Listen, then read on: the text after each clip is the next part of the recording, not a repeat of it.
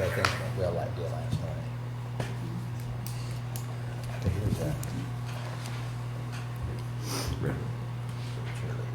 Good morning. I'll call the September 10th Mason County Fiscal Court meeting to order. Please stand and join me for the Pledge of Allegiance.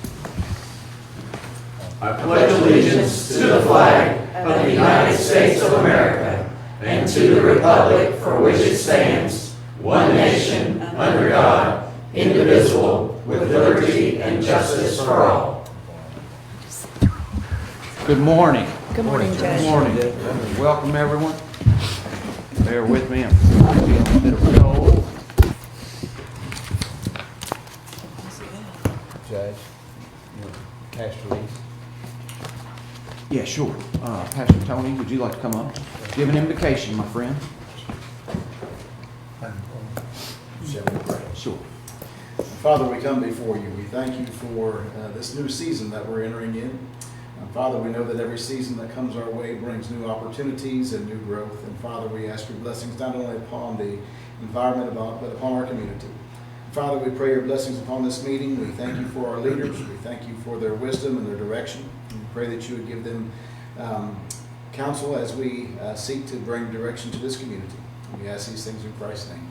Amen. Amen. Well done. Thank you, Tony. Cash release. Thank you, Joe. Hope you feel better. Oh, Megan, you're the best.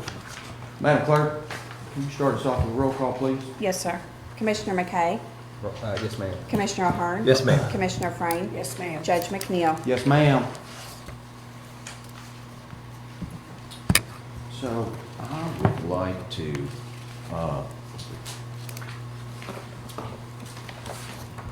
bring forth Mr. Grant and Ms. Sierra for, I'm looking for my notes version. Hey, 1 second, guys.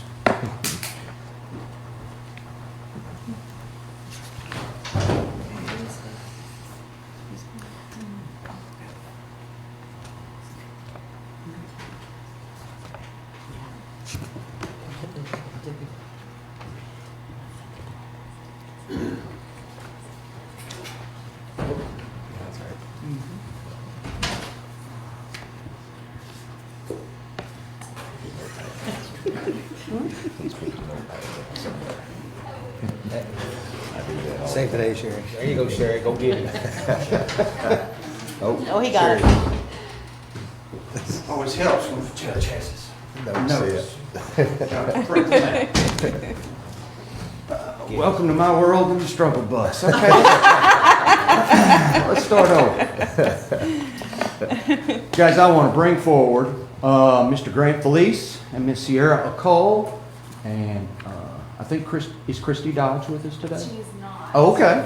She is not here. Come forward, guys. I think we have a little announcement we want to roll out. I sure do. I want to take the honors, please.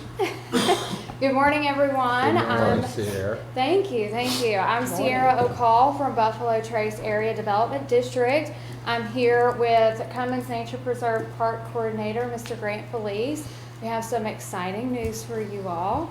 So the Mason County Fiscal Court was awarded $44,310 from the Kentucky Division of Forestry through the Urban and Community Forestry Assistance Grant. So there was a $0 local match for this grant. So everything that you are about to hear from us is 100% funded through the grant. So kind of just a high-level overview. These funds are going to be used at the Cummins Nature Preserve, and they are going to provide educational materials and programming. They're also going to provide some special community events, and they are going to be planting over 300 trees. So I'll turn it over to Mr. Grant Felice to talk more about it. Okay, thank you. That's great news. Thank you. The grant itself is really focused on education, and I'll come back to that here in just a minute. We've already got the middle school 6th grade committed to at least 2 visits a year, and you'll see why those visits are important to do in the same school year.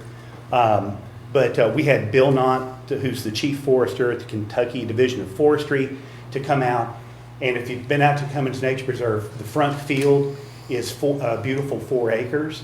And he designed and prescribed the species of trees that could go into that front field that really connects our forests to each other and kind of gets rid of that old farm field, which the white-tailed deer already really love. So this is real, the tree species that he chose are going to enhance not only education, which I'll get to in just a second, but the biodiversity of the entire park. So it includes 2 different kinds of red oaks, Shumard and northern red oak, 68, white oaks, a total of 58, swamp white, burr, and white, hard mass trees like shagbark, shellbark hickory, black walnut, and pecan, which we don't have any pecan out there at all yet, so that's going to be really cool. And then a group of soft mass trees like redbud and persimmon and pawpaw. And we know that persimmon and pawpaw do fantastic already out there already, so that's really going to be neat. Around the 2 ponds, we've got silky dogwood, flowering dogwood, and bald cypress. And so those are really going to help our pond because they're going to provide shade around those ponds so that they don't get that direct sunlight and they don't get so hot, and it'll help control our cattail population and keep the cattails at a manageable amount.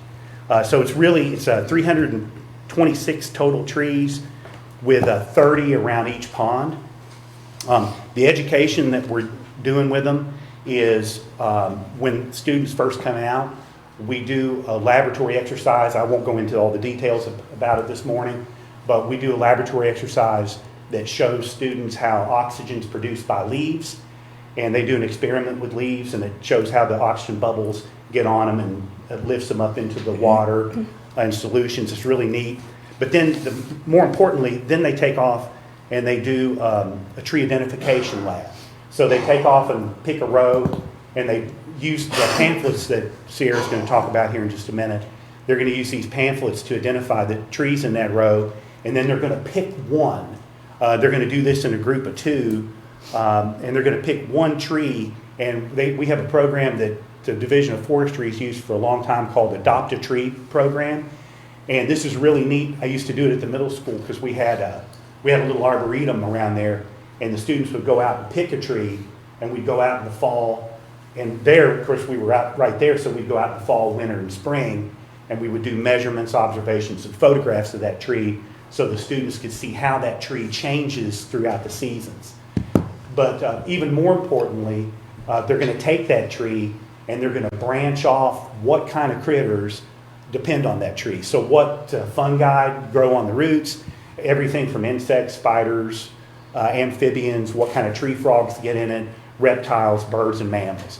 So they really see why, for instance, why is a shagbark hickory so important? So that's really that's the focus of our education. And so we're really super duper excited about this grant.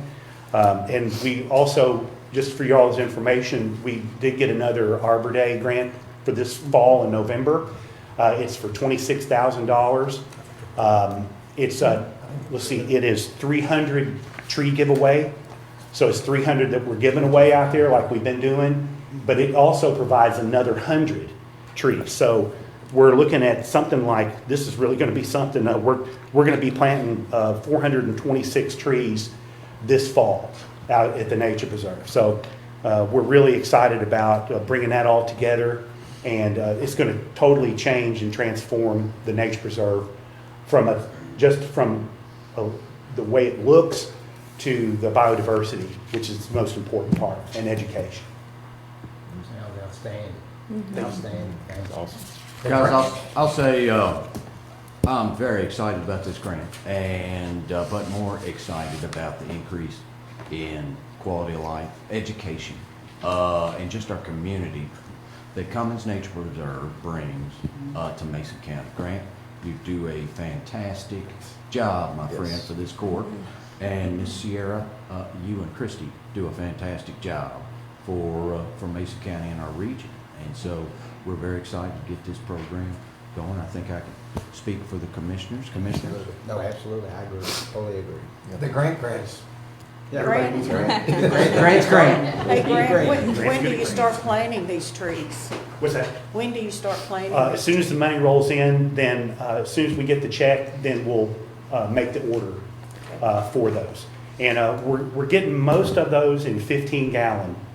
So they're very mature. They're not seedlings, you know. We planted seedlings 9 years ago and 6 years ago in that backfield. They've done very well, but that's more of a food lot, Yeah. a feeding lot for the critters, which is great because there's persimmons and walnuts back there now. That's good, but the oak trees are taking longer. These will be in 3-gallon buckets and 15-gallon buckets, so they've got a head start. Yeah. They're not just little seedlings that can be bitten down in one night. They're really going to be, they're going to have an advantage over the ones that we planted in the back. Awesome. Did you want to talk about? Sure. So I had mentioned some of the special community events. So just to talk a little bit more about those, we do have some intentions of having 5 community visit days. And so these are actually just going to be ways to help bring the community to Cummins Nature Preserve, to let them to see the trees and all the great activities that are happening out there. On these specific days, we're going to have actually a trolley that's stationed here in downtown Maysville, and it has a special route that it's going to travel to get to Cummins Nature Preserve. So we're hoping that this will increase the access and the availability to people who may not otherwise have it. And so we are also going to have guest speakers for each of these events. So these are going to be people within our community that can help provide information about the forestry industry and the topic. And so we're really, really excited about that. This grant also paid for advertising these community visit days. So we have flyers, we're going to have some radio announcements, and then we are also going to have some advertisements in the newspaper. So we're very excited about everything that this grant is going to bring to our area, for sure. Agreed. Well said. This is a grant that's going to make an impact 15 years as well as immediately. Absolutely. Thank you both for all you've done. Thank you all. Thank you.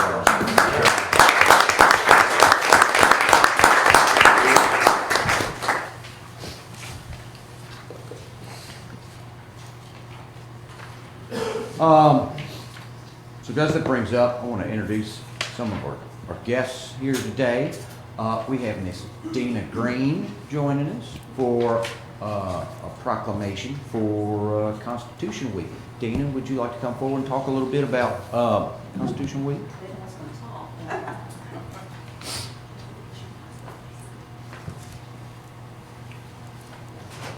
Since Rebecca Clark is also a member, I asked Oh, her sure. to- Yeah, I'm sorry. Good morning. You don't have to do a welfare check around here. No, Mr. you're Judge. Well, Limestone Chapter, Daughters of the American Revolution, has been in this community for over 100 years. And it's very important to us that we promote education, patriotism, and historic preservation. And one of those things that we promote is Constitution Week, which is coming up starting the week of September 17th. We feel it's very important that we educate our youth and adults about the importance of reading and understanding the Constitution. So that's why we've asked our judge to sign a proclamation honoring this week.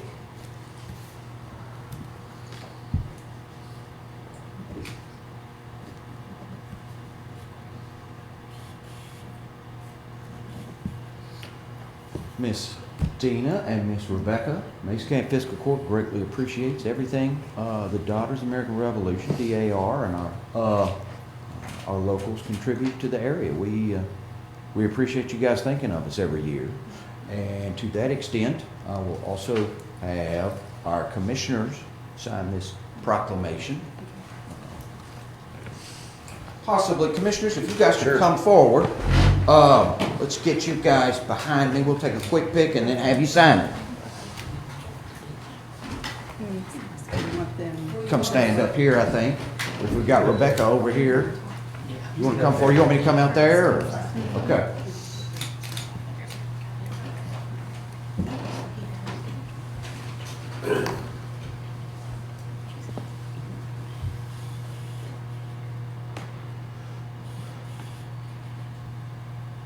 I'm struggling to use this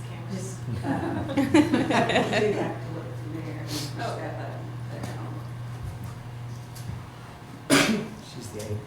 You're not supposed to turn on. Okay. Ready? Take one more just in case. Yep. Yeah. Well done. And I walked up there where he told me. Um, I was like, I don't get a know. signature. Oh, and I kept printing stuff. Uh-huh. Or like, you know. You've never had commissioners. That's too much. I like it. Thank you for seeing this. This is step Yes, ma'am. And thank you guys for all you do.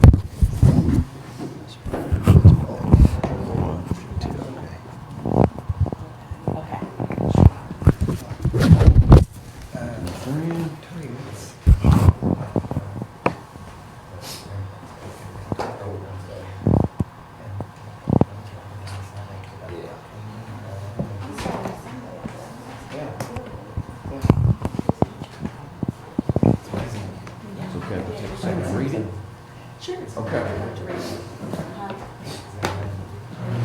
So if the court will bear with me, Constitution Week proclamation, September 17th through the 23rd, 2024. Whereas September 17th marks the 237th anniversary of the drafting of the Constitution of the United States of America by the Constitutional Convention, and whereas it is fitting and proper to accord official recognition of this magnificent document and its memorable anniversary, and to the patriotic celebrations which we will commemorate the occasion, and whereas Public Law 915 guarantees the issuing of a proclamation each year by the President of the United States of America, designating September 17th through 23rd as Constitution Week. Now, therefore, I, Owen McNeil, by virtue of the authority vested in me as County Judge Executive of Mason County, Kentucky, do hereby proclaim the week of September 17th through 23rd as Constitution Week, and urge all citizens to study the Constitution and reflect on the privilege of being an American with all the rights and responsibilities which that privilege involves. Well done.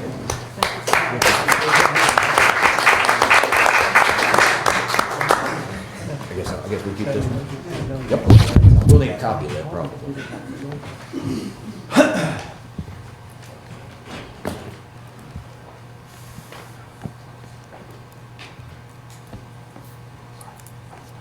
Guys, also joining us as guests today, we have Pro On-Call Technologies. We have Jamie Althoff, our Senior Account Manager. If you want to come forward, Jamie. We have been working with the Treasurer's Office, Miss Megan, and Miss Kim on the county's phone system.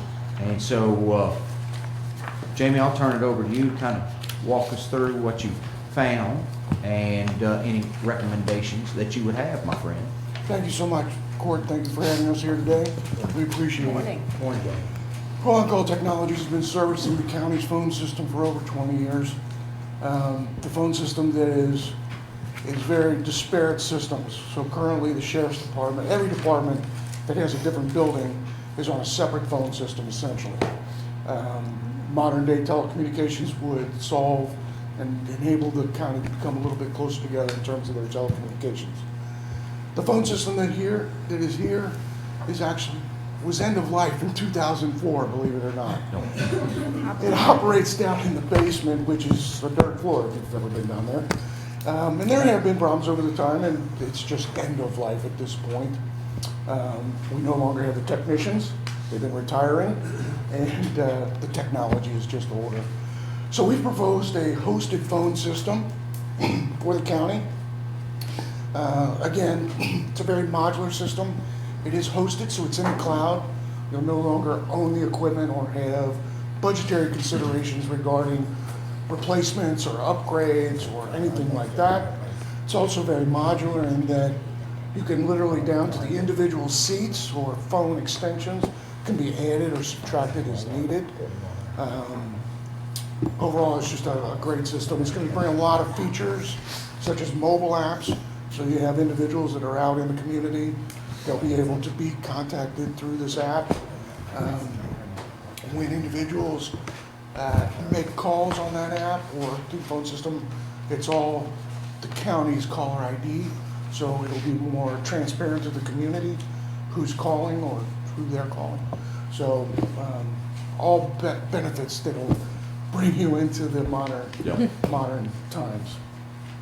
We've also found that the new phone system, there appears to be a lot of expense in phone lines and things like that. So there's a substantial offset to the cost of this project. Those phone lines will no longer be needed, so those funds will be available. So, commissioners, for your understanding, here at county offices, these phones would also include, the service would include to the jail, to the shelter, the full county footprint. Jamie, you want to walk the commissioners, I guess, through the technology involved? I feel like one of their larger concerns would be, you know, if internet or broadband is down, there would be issues, but that is not the case with this system, correct? So, great point. That's one of the strengths of a hosted phone system. Yes, it is very dependent upon your internet connection and your data network. We did discover there are some cabling deficiencies and there are some data switch deficiencies in the network for this type of technology that will have to be addressed. But in the event of a power outage or a loss of an internet, that is really where the mobile app shines through. This is free to all users, you know, that have an extension off the phone system. It loads on a smartphone. It operates over cellular data. So even if you lose your local internet, we will have the ability to make and take calls for the constituents of the county. As far as the technology, again, it is a hosted phone system. It does have redundant data centers backing it up, and Yep. you know, so it's a very robust solution. So commissioners, for your understanding also, right now, we, given our dated equipment, have difficulties transferring lines. We have difficulties ringing someone up internally. We are limited in how we can leverage technology to better help our employees, such as at the, you know, Marilyn and I have had conversations about just a simple phone tree when individuals call into the animal shelter. You know, if you're looking to speak with someone at the animal shelter, hit 1. If you need to speak with the animal control officer, hit 2, et cetera, et cetera. And so, given our limitations now, we just can't make that happen. So that's one end of the bucket. The other end of the bucket is we're currently spending about $1,900 a month on telecommunications through AT&T. And so this project would cut that cost considerably. Megan, you kind of took the lead on this project, you and Kim. Are there additional items that I'm leaving out? I mean, we don't have like voicemail at all. Right now, we don't have caller ID. So, I mean, we would essentially be kind of getting up the times. Tell me how these apps work. Tell me about that, how that's going to work. Who's going to have access? I mean, is it employees or who? So those that wish to download the app will be free to them.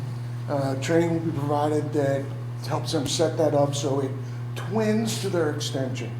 So if you call me and I have a DID number, it comes directly to my desk. Mm-hmm. It rings both my desk phone and my app if I have that coin. The app is fairly straightforward. You'll be able to tell, the employees will be able to tell the difference between the regular cell call and a call coming in for the county because the app will pop up for them. I could show you it if you'd like to see that. Well, my question is the department heads that's gonna be doing the apps, or is it Any every extension, employee? every extension on the phone system Okay. has access to that. Okay. If they That's what want I to needed use to it, know. it is available Yeah. to them. If they choose not to put it on their personal phone, that's a choice they can make. Okay. Takes no data, so, or very minimal data. I understand that our phone systems are outdated and need upgraded, and it looks like we're going that direction. But to the nuts and bolts of the situation, I see 3 quotes. Correct. Would you want to go into those 3 quotes? I'd be glad to. Our proposals give flexibility to the county. How they differ is how much money is out of pocket and how much gets built into the contract. So as you look at them, the one-time costs go down as the monthly cost goes up. So you're basically amortizing the cost of the implementation, so we can pull labor in, and we do that through an increased seat price. Or you can buy or rent the phones. Obviously, rental brings it over to the monthly cost. Speaking of the phones carry a lifetime warranty as long as you're on our service. So, and additionally, if you choose the rental option in one of the quotes, if you renew with us at the end of the term, the phones are yours. The rental has covered the cost of them during the first term, and they would be yours, and they still have the lifetime warranty as long as you renew with us. Okay, and now between option 1 and 2, I noticed your option 1, your one-time fee is higher, but your monthly rental fee is cheaper, so within 2 years, it's a wash. Did I do the figures correctly? I'm not specifically following what you're, On the quote one-time fee to 10,000, monthly fee of $791, and then at the end of that, you are buying the phones. But on number 2, your one-time fee is cheaper, but your monthly rental fee is more expensive. So what I'm thinking is, according to my figures, in 2 years, it's a wash. Therefore, with option number 1, you would own the phones instead of renting them. So would there be advantage to go with number 1 and own the phone, since you quoted there's no replacements, no upgrades, and it's lifetime service on the phones? I mean, that's what I understand. so Am I looking at this right? I think you are. I'm with you. Okay. Megan, you want to help the commissioner out? Yep. I'm okay. Yeah, so I think that the key for you is buying them up front. The phones are actually cheaper, right? Instead of 3 years of rental fee, Correct. yes, you are correct. And then that, okay. Yes. But I believe our recommendation, am I correct in this, Megan, is the option 3, correct? Yes, Smaller one-time fee. And right.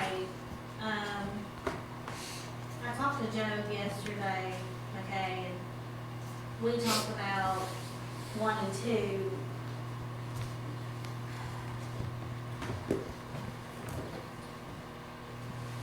I mean, 3 probably would be more beneficial. Can you explain option 3?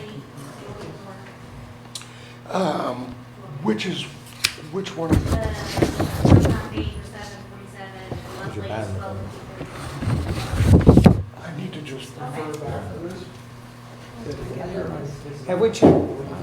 Have we checked internet at all sites to make sure that we're, can power this phone system? That's not the right way to say it, but that's been the problem with these, They have, yeah. with local businesses not having. Having the correct And then the other question is, what about, certain facilities, sheriff, road department, as much as anybody's data. I mean, if internet's more likely to be down, then Sure. there's got to be some way to have call capability at these emergency centers. I mean, as you were saying, then it goes to cellular phones. Okay. Switches over. And Judge, did you say that this would be for the jail, the shelter, and then county offices? All county offices. So landfill, sheriff's department, all that, everything. Yes. So this particular quote has taken both the phones and the installation labor and amortize that into this agreement. The business plan users cost you'll see go up, and the rental of the phones are all included in this proposal. I think one question that they would have is, what is the difference in the service if we buy the phone system or lease it? So if we buy it, we're on our own. If there's any maintenance, we have to do that on our own with you guys. Or if we lease it, do we get upgrades for free? Are there upgrades that we get as we go along? Because the technology won't last long. And that's the beauty of a hosted phone system, is that all those upgrades are our responsibility. Right. So when you're under service with us, whether you buy the phones or rent them, you get the exact same service. If there's anything wrong with the phone system, you don't get invoiced for that. If we have to come down, of course, there are charges for that, but overall, the service is the same. We're 100% behind you. Replacing phones and all of that would be exactly the same. Whether they're being leased or bought, they are warranted for life while you're under agreement with us. So again, if you go into agreement 2, 3 down the road, same lifetime warranty. If the phone is damaged somehow or quits working, we generally speaking program that up, mail it out overnight. The modern technology today, you can literally unplug the phone and plug a new one back in, and it, authenticates back to the host. And it's really that simple. Today, these older phones are so difficult to work on. The wiring, things like that is so antiquated that it'll make things significantly easier for the employees of the county. And the different owning or leasing, I mean, as far as upgrades, it has no effect. You get 100% backing on the system, either way. So what is the advantage to owning Yes. or the advantage to leasing? So again, when you look at, for instance, the predominant phone that we prescribe is the T53. They rent for $5.17. If you do that times 36, you have that calculator, 5 times 36, whatever that is, if you look at the cost of the phone being bought, it's $123. So there is a cost savings to buy them up front. So, but it's more of a budgetary issue. Do you want to make it a monthly expense, or do you want the upfront expense? Did I hear you correctly? This is a 3-year deal? Correct, 36 months. So once you do if you say you did the 3-year deal, would the monthly rate go down? Or does it stay the same after you paid for the phones? Does it go down to the $791 after you bought the phone? With a lower monthly payment for the purchase with the purchase of the phones is there. Yeah, So what you're asking, I believe, is at the end of the first term, yeah. the price will go down for the monthly service. You now own the phones. Okay. We drop all those rental fees off of the agreement. So it'll go down to say $790, just ballpark figure, to what? Cannot, again, I mean, because don't- there's multiple components Yeah, okay, but it between the will go labor down. and the phones.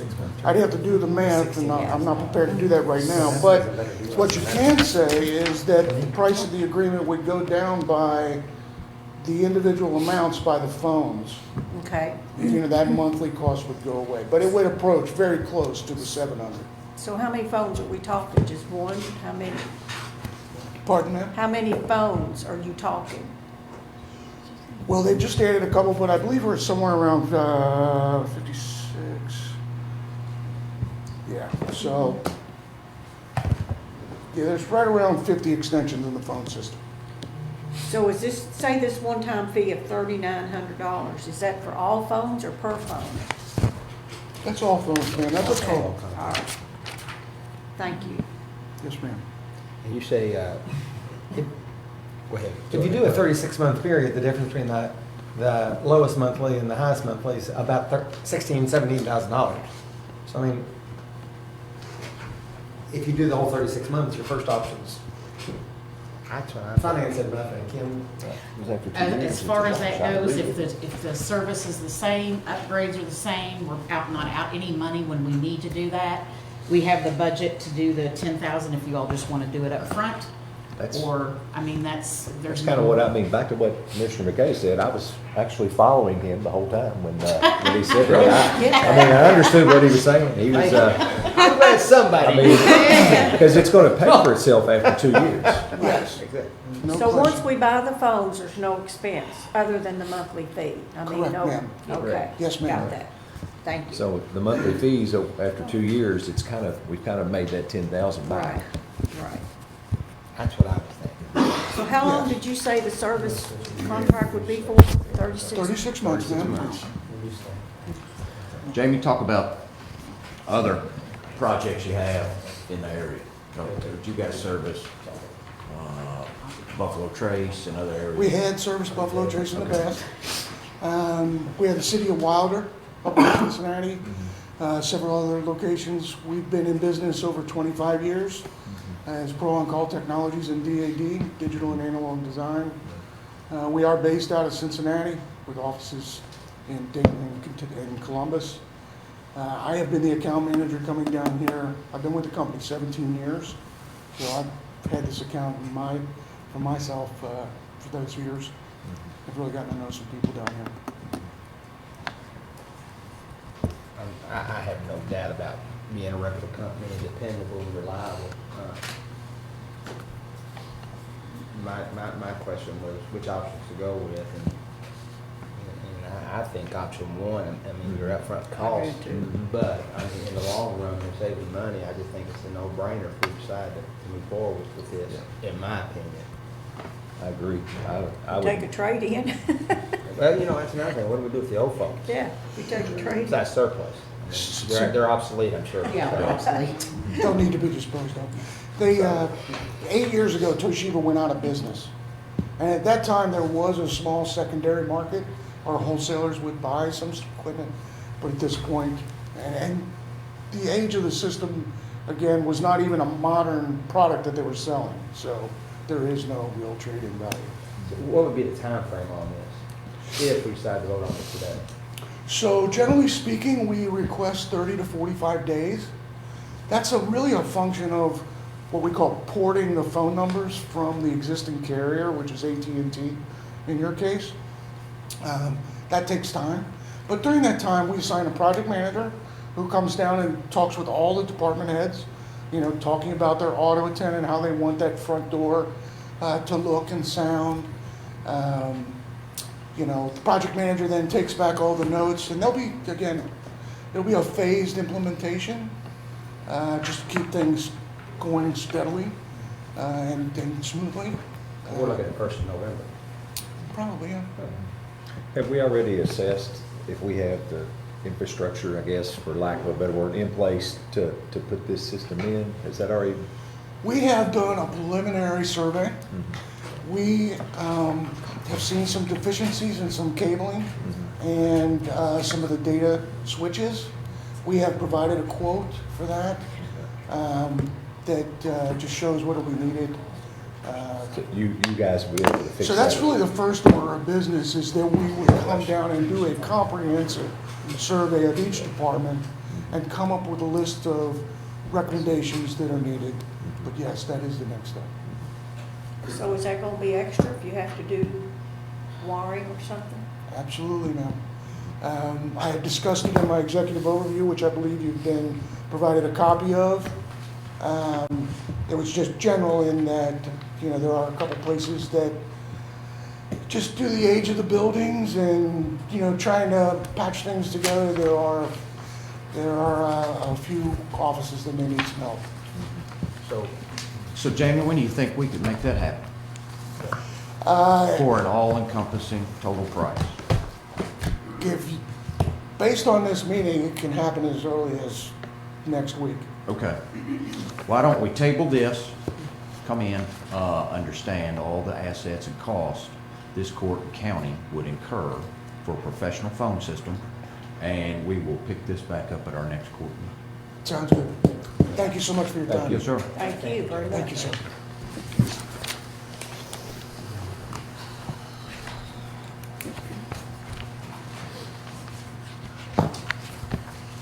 Commissioners, in your packet, you will see the meeting minutes from August 23rd special meeting. So I'm looking for a motion or any additions or deletions. So moved. Second. Got a motion and a second. Any additional discussion? Roll call, Madam Clerk. Commissioner McKay? Yes, ma'am. Commissioner O'Hara? Yes, ma'am. Commissioner Frame? Yes, ma'am. Judge McNeil? Yes, ma'am.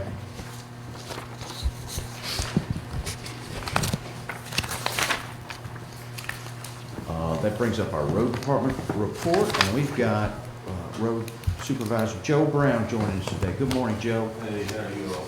Morning, Joe. Good morning. Good morning. Okay, well, for the road department goals, we hauled rock and installed pipe on Classic Drive for new driveway install. Repaired a bridge guardrail, put a new sign for the Owens Pike Bridge. And we ran the boom tractor on several roads, Old Hatfield, Thomas Lane, Dixon, Hebron, Tangletown, and we're still doing that, immediate chipping and cleanup following that. Repaired potholes over the senior citizens parking lot, and all the resurfacing on the roads have been done, and our last round of mowing is in progress now.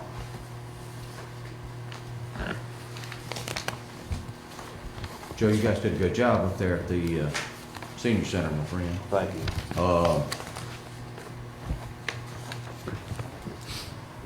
Also, Joe, myself, Sherry, and others, the state is changing how we are doing county road funding.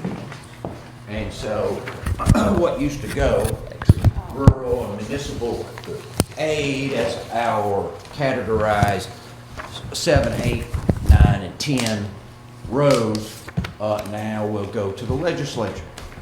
And so all of those recommendations are due, I think, October 15th. And so Joe and his team are working to see, what are our roads with the biggest needs, to make sure we're in front of that and getting that submitted. So I appreciate your attention to that, my friend. Yes, sir. Make a motion to approve the report as presented. Second. Go ahead, Go ahead, go Joe. ahead. That's all right. Got a motion. We have a second by Commissioner Frame.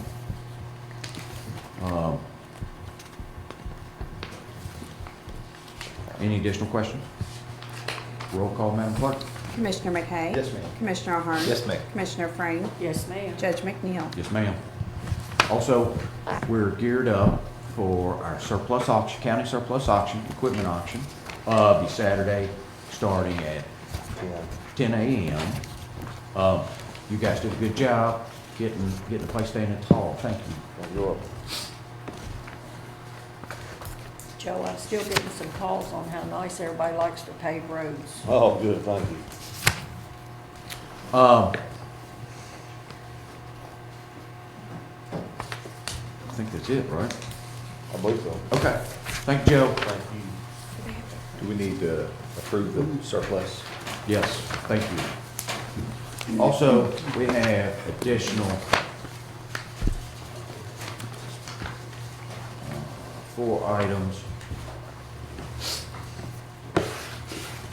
to surplus. You got a 1998 John Deere backhoe, 1990 John Deere grader, a cat crawler, the loader, and the old F800 box truck. You'll find those in your packet. Judge, do we care if, and not to steal Colton, whoever's giving the reports thunder, but can we pull the sheet out of the sheriff's Oh, that's right. report as well and just vote on all surplus matters together? Is that okay, Kelly and Colton? Yeah. Sounds good. I don't know where that, It's about 5 pages. Yeah, it's back there. Do the 13 retired cruiser Partitions, yeah. and just as information, Kim and I were over here debating, there's no provision for when you scrap something. If you take something to landfill, you know, that's disposed by putting in the landfill, but if you have something that's scrap, there's no exception for going to Butler's and selling at market rates for that. So that's the reason there's a pile of scrap metal being sold at auction. It seems like we need to find a way to do de minimis scrapping as opposed to doing it at surplus auction, but But they're fine this time. They're fine this time, Because I yes. gave you that advice to go ahead and scrap it. yeah. It's okay. It's all okay. It's all okay. 3 retired 12-volt vehicle batteries, and 2 worn steel wheel 5-volt pattern. What are those, wheels? Both wheels, yeah. Oh, yes, sir. Okay. Grippers we don't have anymore, sir. Okay. And then an 07 Dodge Charger forfeiture.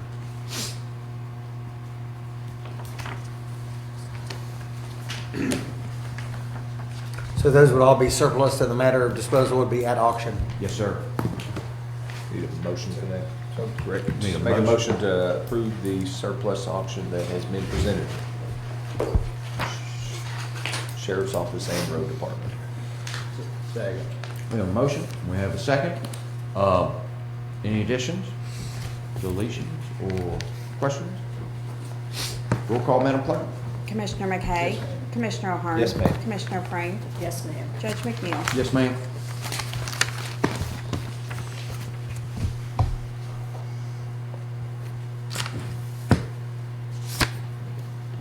Okay.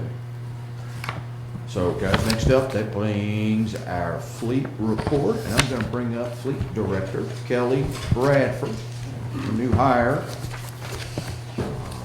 Morning, Kelly. Kelly's, Good morning, Chris. Good morning, Joe. Kelly's jumped on board. He's been in this community for quite some time. We are going to work in several stages. One, with KACO, and KACO is pushing counties to develop a fleet director position that will help with safety meetings, asset tracking, understanding the condition of not only our vehicles, but equipment. So Kelly's gonna help us with that. We're gonna kind of expand for the court, and for your all's information. Almost a sheriff's report where every piece of equipment and vehicle the county owns in that green, yellow, red format. Also tracking of how we're keeping our equipment going forward, and then also safety meetings in an attempt, hopefully, to reduce our loss control and insurance costs. In addition to that, he continues to be licensed for CDL and equipment. There you go. No room. Put a blade on this truck. Yep. And so, glad to have you, my friend. We're glad to have you, my friend. Thank you. Proceed with your report. He's been a big help with the surplus sale, going forward. So, go ahead, Kelly. Okay. Well, I've always worked for myself. This is a big change. So, to start it out, I think to be a good leader, you have to become a role model. And I see that in every one of y'all. I want to thank each of y'all for the opportunity to serve my county that I love. Fleet manager, That's what I was hired. I have known Judge McNeil for a long time. He's a family friend. I have served his family and the towing needs forever. All the commissioners I know very well. Chris and I went to school together. What a great leader you have become for our county and our school system. Thank you, Kelly. And a state championship. Joe, I have known your family my whole career. Leader in the school and the coaching, and loves this county. Peggy, me and you go back a little farther. All the time. Peggy I grew up in Rectorville, and what a great friend and neighbor she has been to me and my family for years. I think she gave me my first job cutting tobacco for her and her husband, Tony. John Estel, all I can say about you is an icon. I don't know what else to say. I mean, your record speaks for itself. Stephanie, you're more of a sister-in-law with my friendship with Jeff. Not only has Jeff been there for me, he was there when I needed him. Now it gets better. Kim, Megan, Sherry, what great help they have been to me learning how to turn my computer on.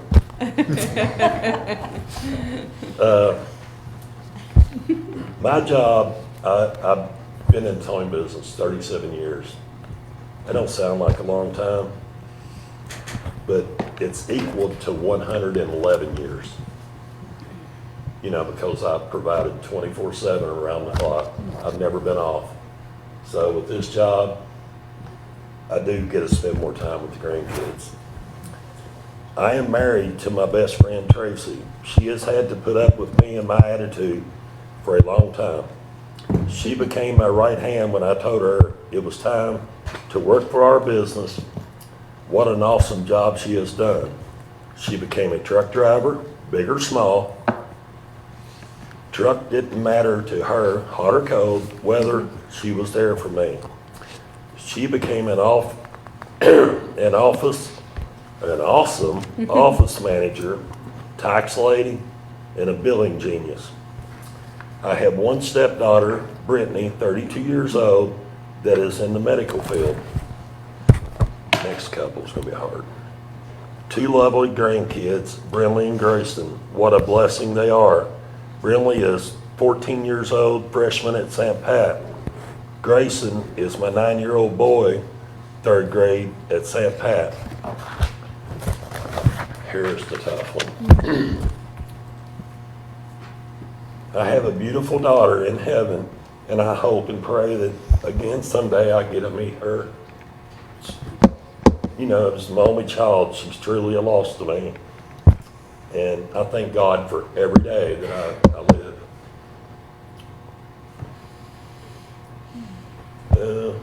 Kelly, take off tags for Sherry, roll off truck, green, Kimler. That, you don't need none of that. So Kelly's already met log staff. They understand we're going to have a focus on the equipment that we have, keeping it up, keeping it sharp. We're also going to have a focus on the warranty work going forward and making the best decisions around that equipment. We want to talk to them about the 4 surplus items and the benefit with the track loader.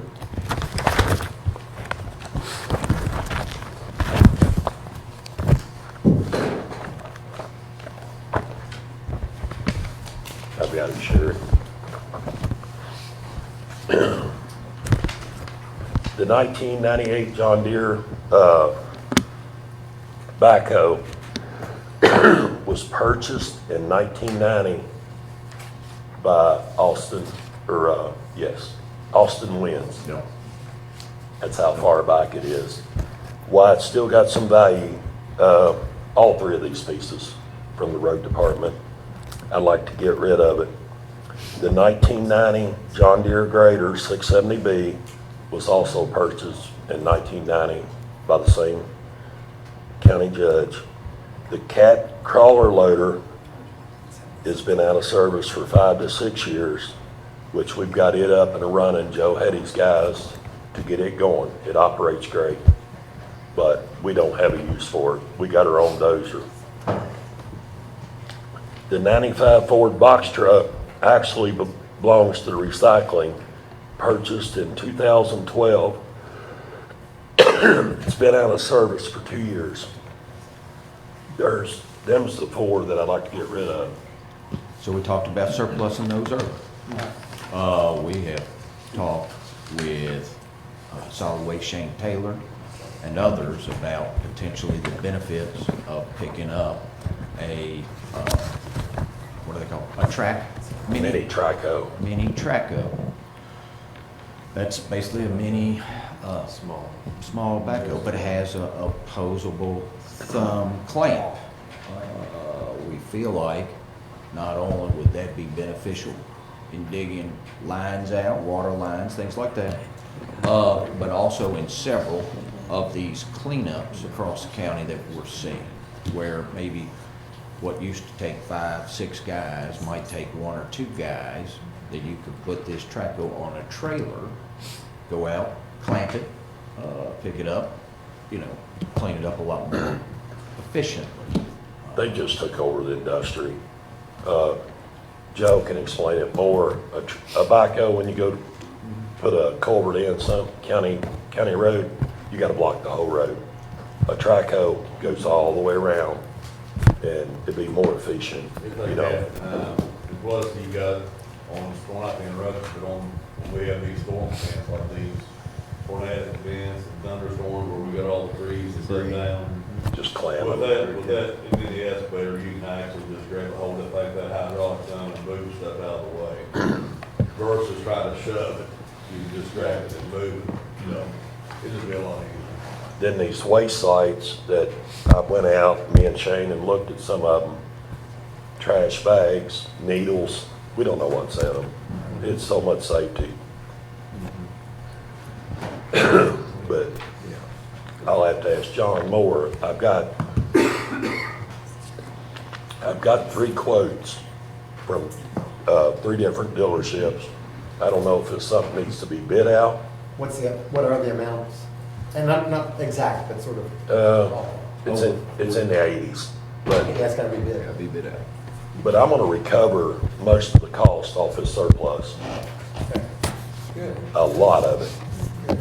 Commissioner Green? It's gonna need to be bid, Kelly. It'll have to be bid, that. Okay. Or bought off state price contract, if any of them. But it's unders. Both of them I've prepared for the judge. He's got a copy of them. One of them was Sourcewell. When somebody says they have a state contract, they'll ask for the number, or they'll provide you a copy of their sheet. Yeah. Because some people will say they've got state contract, but it's not for that year or that equipment, so. Right, Just and I'm- routinely ask for the. Yeah, piece and of I'm paper. learning that, but this Sourcewell program, I come and talk to Kim, she didn't have a clue. It's for municipals, county governments. We are on it. They check for us, we are on that. But the other 2 bids, I got state contracts. And this machine can be hauled with a 3/4 ton truck, and we do have a trailer for it to fit on. So it's really convenient for small roads. We got a large one at the Traco, Travis has got it at the landfill, but it weighs 38,000 pounds. We can't move it every day. So we're gonna see how surplus auction goes, to see what kind of dent we can put in. What we project would be a $80,000 machine. These pictures are of a dump site. We're working with Mason County Sheriff's Department and our county attorney and Shane, our solid waste, but a perfect example of the utility that we could see from. And applaud the judge, he's out doing surveillance, sitting on weekend nights watching dump sites, see who pulls up, so. Frustration grows.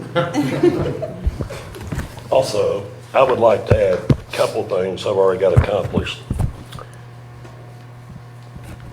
After 4:30, salt truck breaks down, we park it.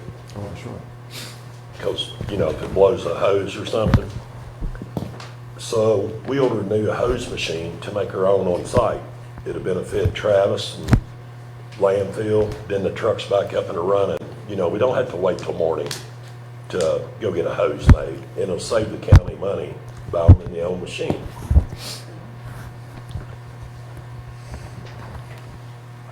Second, my road department mechanic and my assistant that helps him, both of them are going to get their CDLs.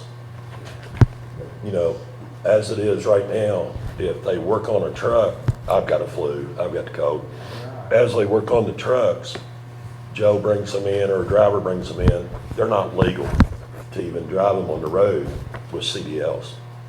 So they have both agreed, and I told them I would assist them as long as the county helps us with the cost to take them to Moorhead. I told them I did on my time, take the truck, and they have both agreed to give us a 2-year contract that they would stay. One of them's been with us, what, Joe, 7 years? And the other one's going 2 years, and they really like what they do. And that'd be a benefit if Joe needs an extra driver, or Joe can bring a driver back, or myself. We can send them to repair the truck on the road. They can bring it back. And third, Travis has done an excellent job at the landfill. It's been a real pleasure working with you, Travis.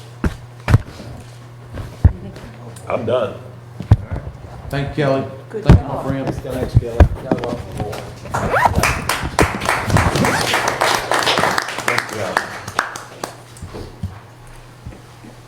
Guys, next up, in your packet, you will see the animal shelter report. We've got Director Marilyn File joining us. Good morning, Marilyn. Morning, Marilyn. Morning.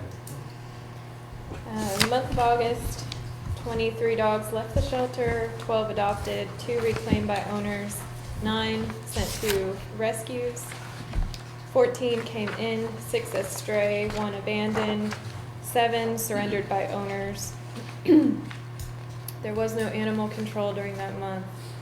Shelter totals as of August 31st, 29, 7 in foster care, and 22 on site.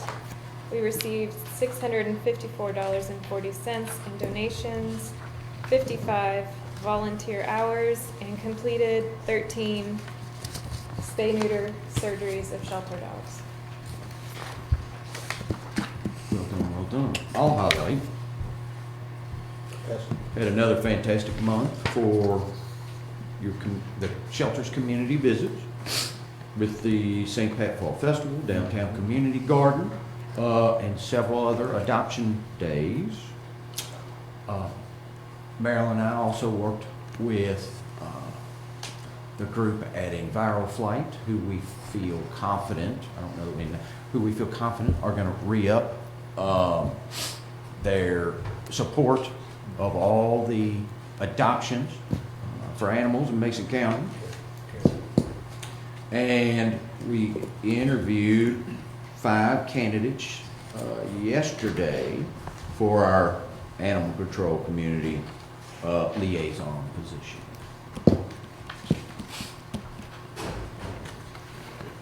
When do you think you make a decision on that, Judge? Next couple of weeks, maybe? Team to get back together. No ETA.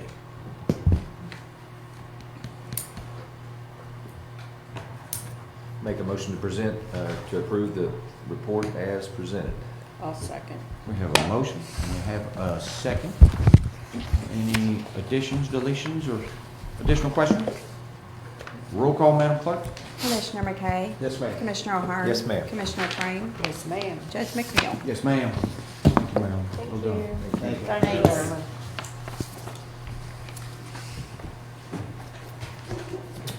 Guys, next up in your packet, you'll find our Mason County Sheriff's Office report, and here for Sheriff Swolsky, who is at training, we've got Chief Deputy Colton Limple. Good morning. Morning, Judge. Morning, Commissioners. Everyone else. Start off with the 2024 tax year monthly disbursements for the month of August 2024.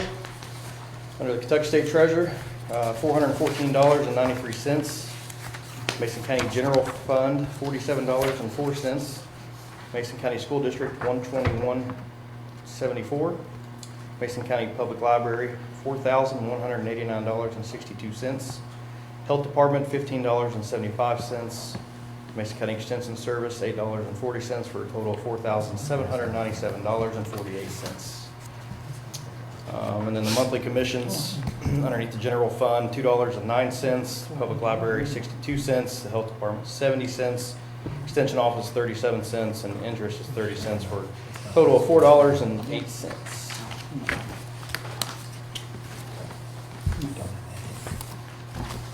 Commissioners, I'll entertain a motion to. Motion to approve as presented. I'll second. We have a motion and a second by Commissioner Frame. Any additional questions? Roll call, Madam Clerk. Commissioner McKay. Yes, ma'am. Commissioner Ahern. Yes, ma'am. Commissioner Frame. Yes, ma'am. Judge McNeil. Yes, ma'am. Commissioners, next in your packet, you should be able to see the monthly vehicle report for August of 2024. We've got a little bit of radio issues as a whole, and then also in the cruisers, we're slowly working on them, working with RCS and Southern Communications to try to get those back up and running. Everything else, other than mileage and whatnot, is doing decent. So Colton, do the RCS guys work on the radios that are in your all's cars too? They can. So actually, with the encryption, they actually do the encryption. So we purchased, as you know, there's been some issues, I think, with RCS in the past. So I actually went through Southern Communications previously and bought some of our radios. They've had great customer service, been great to work with as far as getting quotes and everything else. So that's who we bought our radios from, and I believe they were also cheaper. That's huge. So we went with them, but actually the encryption is locked, and that it's locked meaning that RCS has the control over that. The issue with them is that we are losing the encryption fill. After previously discussing with them, they stated that they're not really sure what the issue is. We've sent off 2 radios to Kenwood, and they'll come back and they'll work briefly, and then once we plug them back up, they lose the encryption fill again. Previously in the military, I'm familiar with that kind of stuff. What happens is, like, when a battery dies, if a vehicle sits even for a short amount of time, there's a lot of electronics going through a cruiser. The battery can die, and then it actually pulls the radio system and it loses the fill. So that's what I believe is happening. So to try to prevent that in the future, we actually just purchased some battery maintainers. So any car that sits, we bought 5 of them, so any car that sits back there on the line or whatever it may be can be slowly connected to a drip all the time, hopefully preventing that. Each time RCS comes up here, it's $150 for the trip, $100 per hour every time they work on it. And that's because they're coming from Louisville. Sure. So the maintainers, I think, were $300 or $400. So we've already had them come up here twice to put the encryption back in. They're going to have to come up again and do the same thing now for this. Hopefully after this, it'll eliminate that cost. Thank you, Mark. Yes, sir. You also see the activity log for the month of August. Just want to hit on a couple key things. We are back in the schools again. I think everything so far has been smooth. We typically tend to pull more cases out of the schools and sometimes and even out off the road. So I know the SROs are always staying busy. The other thing, we actually had several officers attend DUI enforcement training, advanced roadside impaired driving enforcement. DUIs have always been around. They're going to continue to be around, especially with all the legal issues regarding marijuana and all that in the future. Thought it would be best to try to get everybody, best trained on impairment. Sure. So I think by the end of this year, everybody should be trained on advanced roadside impairment. And then the next thing would be the cruisers. I'm not sure if that one's actually in your packet or not. I know I previously discussed with the judge. We are requesting we're requesting 2 cruisers. Every so often I try to get the updated pricing. Right now we have the opportunity to purchase 2 2023 Durangos. They are a year old. However, the warranty does not start until we make the purchase. Bachmann, we previously purchased from Don Franklin in the past for $39,808 for V6 Durangos. This purchase would be for lease. Would be for 2 V8s. So the dealership's actually taking a hit because they still have a couple of them left. Yes, sir. They're willing to part with them for $39,000 flat. Each? Each, Yes. The pricing on those even a couple years ago was about $42,000. So the dealership's taking a hit. And then as far as the 2024s and the 2025s, we're talking pricing for, we would have went with the V6, but the V6 pricing was about $42,000. And some of them aren't available at the moment. And the availability on the V8s right now, in my opinion, as far as the master agreement, and it following in line with that, seems to be the best option. I think in the total, roughly, we're going to save $6,000 or $7,000 because we would also have to bid it out, which means we have to put an article in the paper and pay for that as well, and then we would have to pay more for the car. So you want me to obtain a lease for you for those when we get here? Yeah. How many miles do they have on them? They'll need that for the lease. They're brand new. They're brand new? They're brand new, yes. Got it.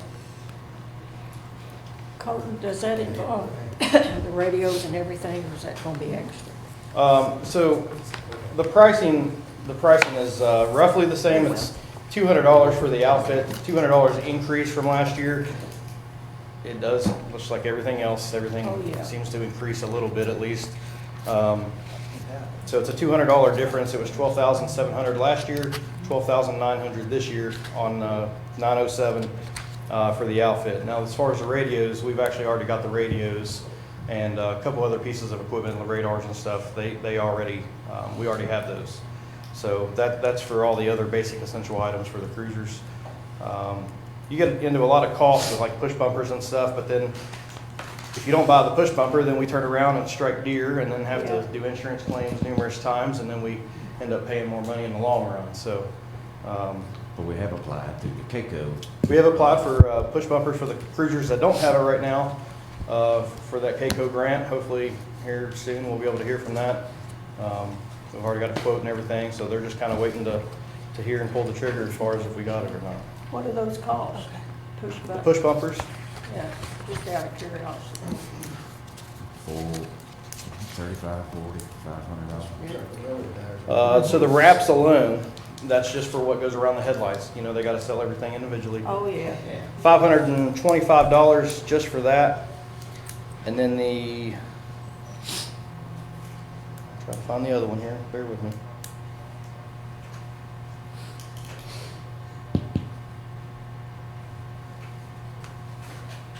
I want to say it's like 700 something. So roughly ends up being $1,400 at the end per. The issue is with that, then you also have to put the lights on the front versus having them on the grill, because then the public can't see the lights in the grill. So then you got to pay the $125 roughly per light in the front. So Are these the ones that CAECO recommended, the kind?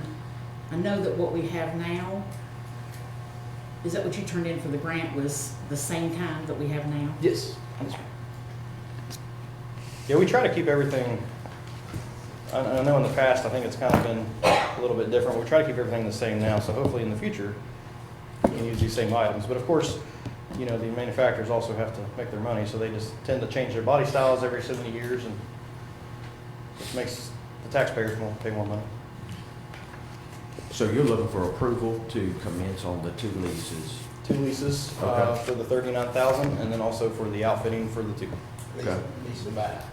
Lease to buy, yes, sir. Lease to buy. So commissioners, to catch you guys back up, I'll remind you, we met with Sheriff, Chief Deputy, on a set amount for their funding, $1 million.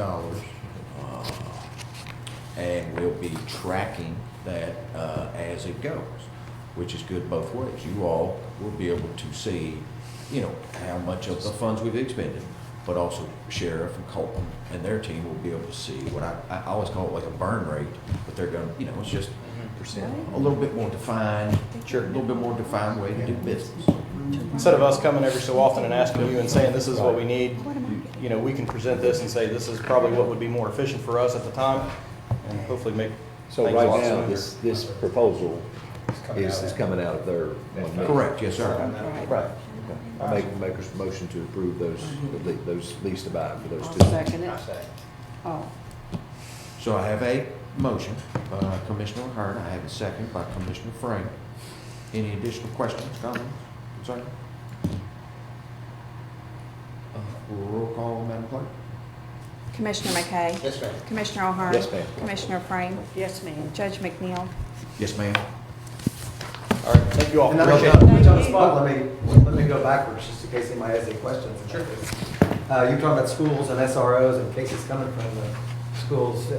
Have y'all hired a new SRO, I understand? We have. We recently just made a hire. Retired Sheriff Boggs is now filling a role as a SRO, and he is at the high school. I just thought it was good to everybody to know in case they see him out. Absolutely. Know what he's doing, he's working at school. Yeah, working the school. Everything got approved, I think, last week while I was away. So he has started and back in the full swing of things. And Does he do a little bit at the elementary school too? he'll be able to bounce to Okay. Right. yeah, he'll be able to bounce to any one of the schools if they need. Right now, we've got another deputy over at the middle school and the other campus alone. So, Yeah. and then we also try to fill in and also kind of cover St. Memorials.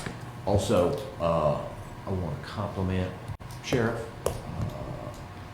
Deputy Hall, and yourself on our ongoing dumping investigation. Yes, sir. Appreciate you. You guys are doing well. Yeah, they're all doing well. Thank you. Good. Thanks, Cole. Yes. Thanks, Cole. Thank you, my friend. Thanks, Cole.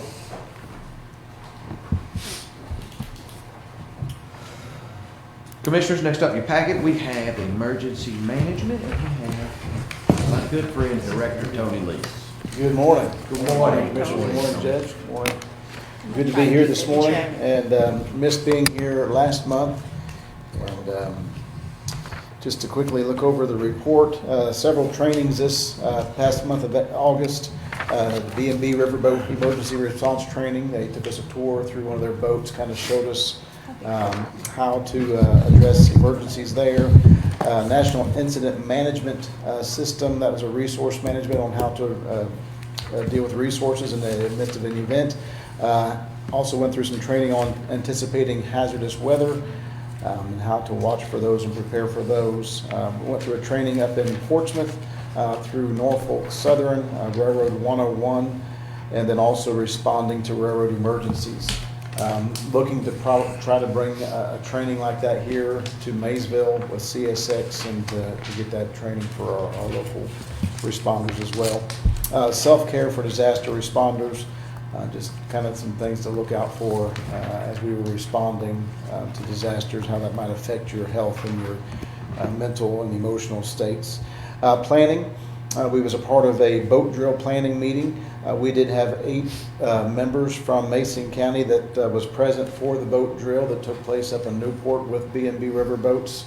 They learned how to transfer from hull to hull, how to do different maneuvers, and just in preparation for us when we get our boat here in 2025.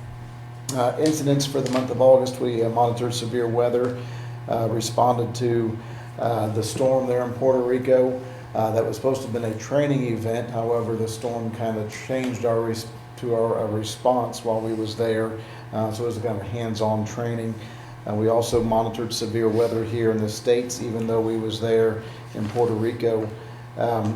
Also there we see in the middle, or towards the end of August, we monitored the excessive heat. We had several days in the extreme heat areas, kind of kept word out there for people to watch out for different things. Assisted with an accident there on the double lane Strodes Run. Again, we monitored severe weather. Assisted with an accident there at the double lane Big Sandy. And this was added to my list on the 31st. I went ahead and submitted this before this event took place, but we had severe weather there on the 31st of August. That's where we had our flash flood warning and several torrential downpours, lightning that struck in several areas. The road department came out and assisted with some trees, and that thankfully we didn't have any major damages during that storm. As far as the others, we had looking at a community wildfire defense grant, hazard mitigation grant, also working on those. Also been working with the Sheriff's Department, Police Department, and the volunteers for the communication issues. We've been back and forth with RCS and others to work on that. We'll be speaking with them later on today to continue working on that. The next item there, also not really an emergency management, but my floodplain coordinator had on there. That next project there is working with a floodplain project there. Also met with our area manager and also with our search and rescue chief. Chief Eddie Johnson is doing a great job with our search and rescue team. He is. Just got word here at our conference that the grant for the search and rescue will be coming out here in November, and they've increased the amount significantly. This is in preparation for the expansion they're looking to do with search and rescue teams, and so we're looking to try to do all we can to expand that team with that grant there. So looking forward to that opportunity as well. That is my report for the month of August. So, Tony has been instrumental in trying to smooth out any communications issues out in the county with not only volunteer fire departments, but also our sheriff and law enforcement officers with these repeater issues. So this court greatly appreciates your efforts. Also, I'll highlight your work with, you'll see an uptick with a lot of this emergency management preparedness with rail and rail lines. We have both, of course, CSX, but also MB Rail is applying for a larger pot of money there with the state out of the federal infrastructure law that I think will go well. So we appreciate your efforts there. And then lastly, that wildfire risk management team, we're excited about that as a way to pull together all our volunteer fire department teams. And so as you guys saw, it got pretty dry over the summer, and need to pay attention. So well done. Make a motion to approve as presented. We've got a motion, and now we have a second. Any additional questions? Roll call, Madam Clerk. Commissioner McKay? Commissioner O'Hearn? Yes, ma'am. Commissioner Frame? Yes, ma'am. Judge McNeil? Yes, ma'am. Thank you, Tony. Thanks, Tony. Thank you, Tony. Guys, next up, we have our detention center report. I think we have Jailer no, that's right. She told me that. Jailer Yuri approached me for the meeting, needed to get out. I have not kept on pace. So you will find the jail's report, Mexico County Detention Center's report in your packet. Except if presented. You don't have to save your voice. Please, sir. I second it. Save your voice. Got a motion and a second. Any additional discussion, questions? Roll call, Madam Clerk. Commissioner McKay? Yes, ma'am. Commissioner O'Hearn? Yes, ma'am. Commissioner Frame? Yes, ma'am. Judge McNeil? Yes, ma'am. I do want to highlight Jailer Yuri's work and the detention center's work on their community corrections team. Have done a phenomenal job with Germantown's community park. In Germantown, not only do they have the park, but they will dedicate Saturday morning their concert pavilion, known as the Blue Rock Pavilion at Germantown Park. And our work inmate detail team has been out there and not only helped considerably with the development of the park, but also this pavilion. And I stopped out and saw them Saturday over the weekend, and they were doing a very, very good job. Good, good. And so that brings up our landfill report, and we have Director Travis Cooley with us today. Morning, Travis. Good morning, Travis. Good Morning. Morning, Travis. During the month of August, landfill received approximately 7,831 tons of waste valued at $219,731. Curf fees were $9,811. Roll-off business had 31,158 in billable counts. We pumped 616,656 gallon leachate into the pump station. To the city treatment plant, the contain is day-to-day activities, buying time for phase 6. Phase 6, the projected date as of right now is the 28th of this month to be completed. Liner materials are all there. They're actually out there actively working on it to installing the liner. We've got the shop drawings and the pictures and all that stuff out there in the office if y'all want to come and look in. Travis, they get out there Monday? What's that? Did the liner guys get out there yesterday afternoon? No, not yesterday afternoon, this morning it was. Okay. They were there this morning. They had an ATV accident, somebody did, and didn't show up, so they waited on him. He never showed, so they showed up this morning. Okay. But the residual landfill, just normal daily business there. Certainty has agreed to take on 3,000 more tons, and they just actually yesterday upped it to 10,000 tons. They're going to take another 10,000 tons of the gypsum to the wallboard plant down in Silver Grove to be turned into drywall. As long as that trial goes good, then they're going to take the whole pile. So. Litter fence is completed. Pretty pleased with Kevin Burton's work. He did a phenomenal job. Yep. It really does look sharp. Commissioners, I don't know if you guys have been out to the landfill since the fence was erected, but Pictures on Facebook. I saw. yes, good fences make good neighbors. They did a good job. Also, Travis is doing a fantastic job. We're real excited about the Certainty contract. We're talking with Gypsoil now, finalize what will be an extension of that contract to finalize the remaining material that's in that cell. So stay tuned. Look for a motion to approve landfill report. So moved. Second. We have a motion and a second. Any additional discussion? Roll call, Madam Clerk. Commissioner McKay? Yes, ma'am. Commissioner Ahern? Yes, ma'am. Commissioner Frame? Yes, ma'am. Judge McNeil? Yes, ma'am. Thank y'all. Thank you, my friend. Thank you, Travis. Thank you, Travis. Guys, in your packet, you'll see the recycling center report from Director Ham. In Mason County, we picked up 65,740 pounds.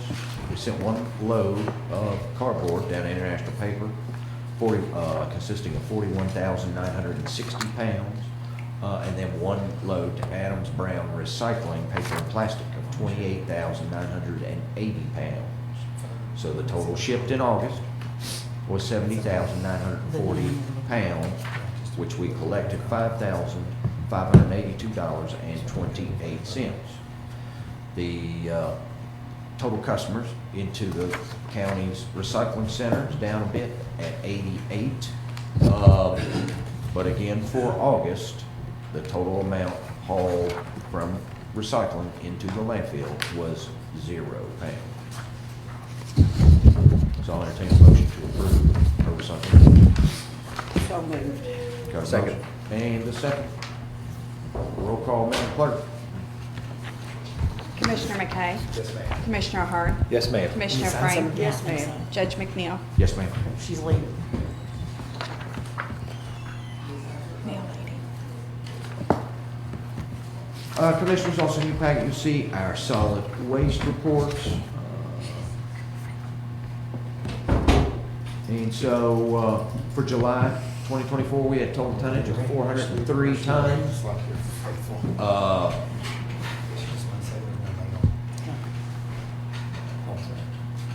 For August, we had total tonnage 381.73. Total number of waste wheelers is 399. Total number of dumpsters active 106. Make a motion to approve as presented. Second. Got a motion and a second. Roll call, Madam Clerk. Commissioner McKay? Commissioner Ahern? Yes. Commissioner Frame? Yes, ma'am. Judge McNeil? Yes, yes, ma'am.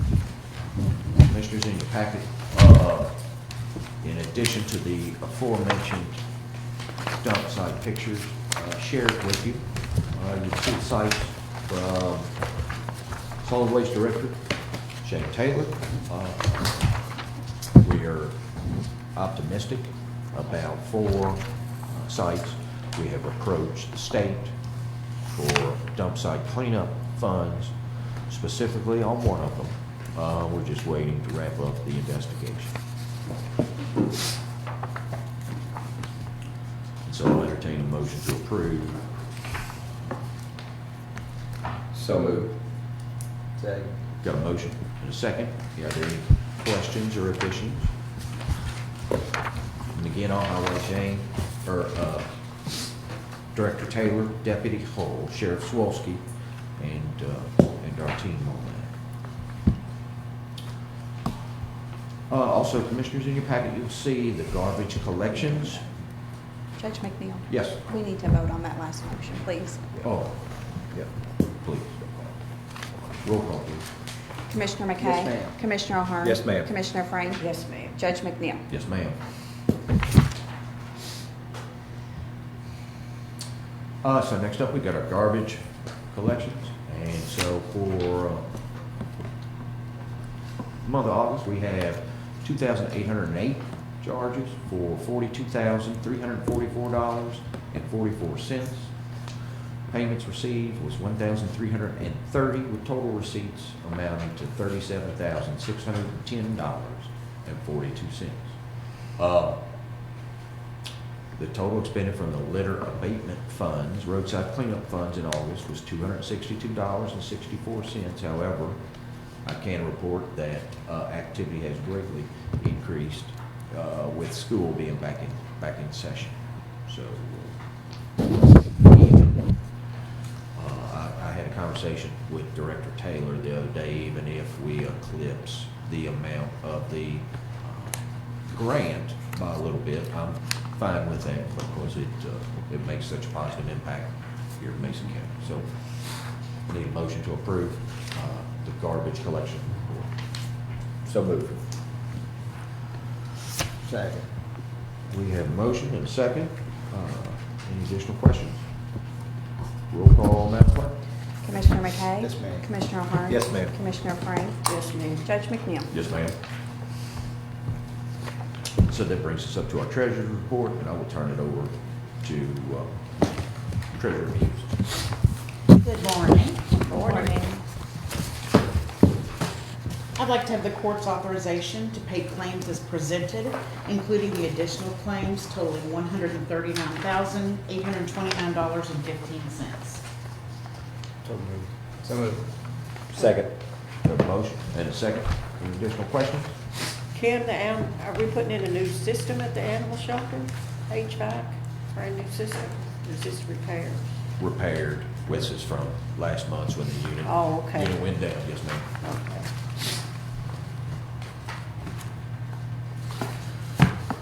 Okay. Any additional questions? Roll call, Madam Clerk. Commissioner McKay? Yes, ma'am. Commissioner O'Hearn? Yes, ma'am. Commissioner Frank? Yes, ma'am. Judge McNeil? Yes, ma'am. I'd like to have the court's approval of the financial statement as of August 31st, 2024. So moved. Got a motion? Second. I have a second. Any additional questions? Roll call, Madam Clerk. Commissioner McKay? Yes, ma'am. Commissioner O'Hearn? Yes, ma'am. Commissioner Frank? Yes, ma'am. Judge McNeil? Yes, ma'am.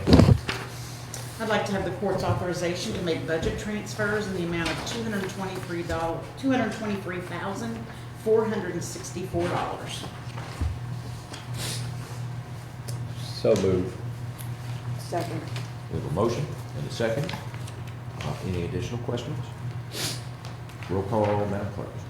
Commissioner McKay? Yes, ma'am. Commissioner O'Hearn? Yes, ma'am. Commissioner Frank? Yes, ma'am. Judge McNeil? Yes, ma'am. And I'd like to have second reading of ordinance 2406. It's an ordinance relating to the annual budget and amendment thereof, whereas Mason County, Kentucky has realized unbudgeted receipts. Be it ordained by Mason County of the Commonwealth of Kentucky, Section 1, the budget for the current fiscal year is amended to increase or decrease the receipts of the following funds to include unbudgeted receipts from a grant, Bring Love Home grant for $1,000 for the animal shelter. That's the revenue portion, and the appropriations will out for Best Friends Animal Society, $1,000. So moved. Second.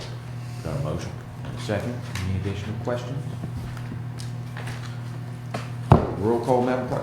Commissioner McKay? Yes, ma'am. Commissioner O'Hara? Yes, ma'am. Commissioner Frame? Yes, ma'am. Judge McNeil? Yes, ma'am.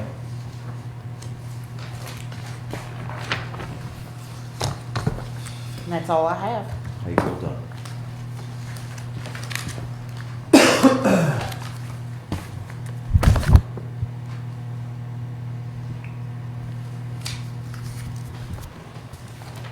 Commissioners, also in your packet, you will see EMS report by Mason Fire Chief Kyle Carpenter.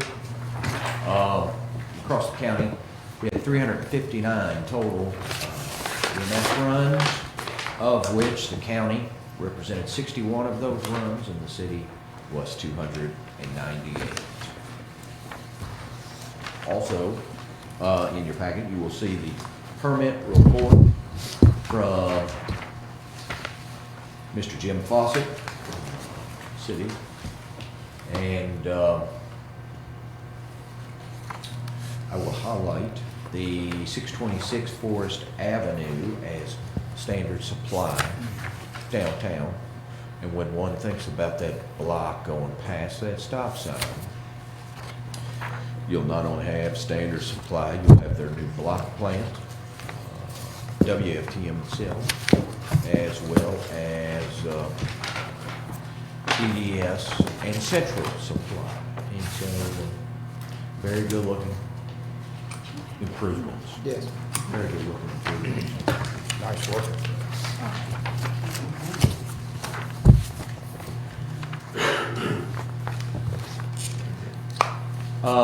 That brings us to new business.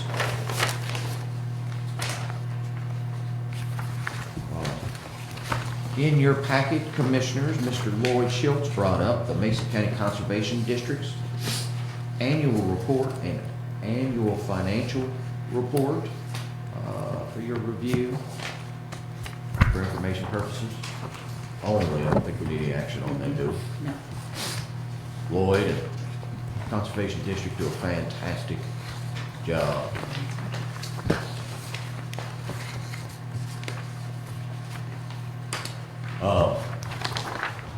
We greatly appreciate all they do, and also remember they help with our livestock removal program and several others.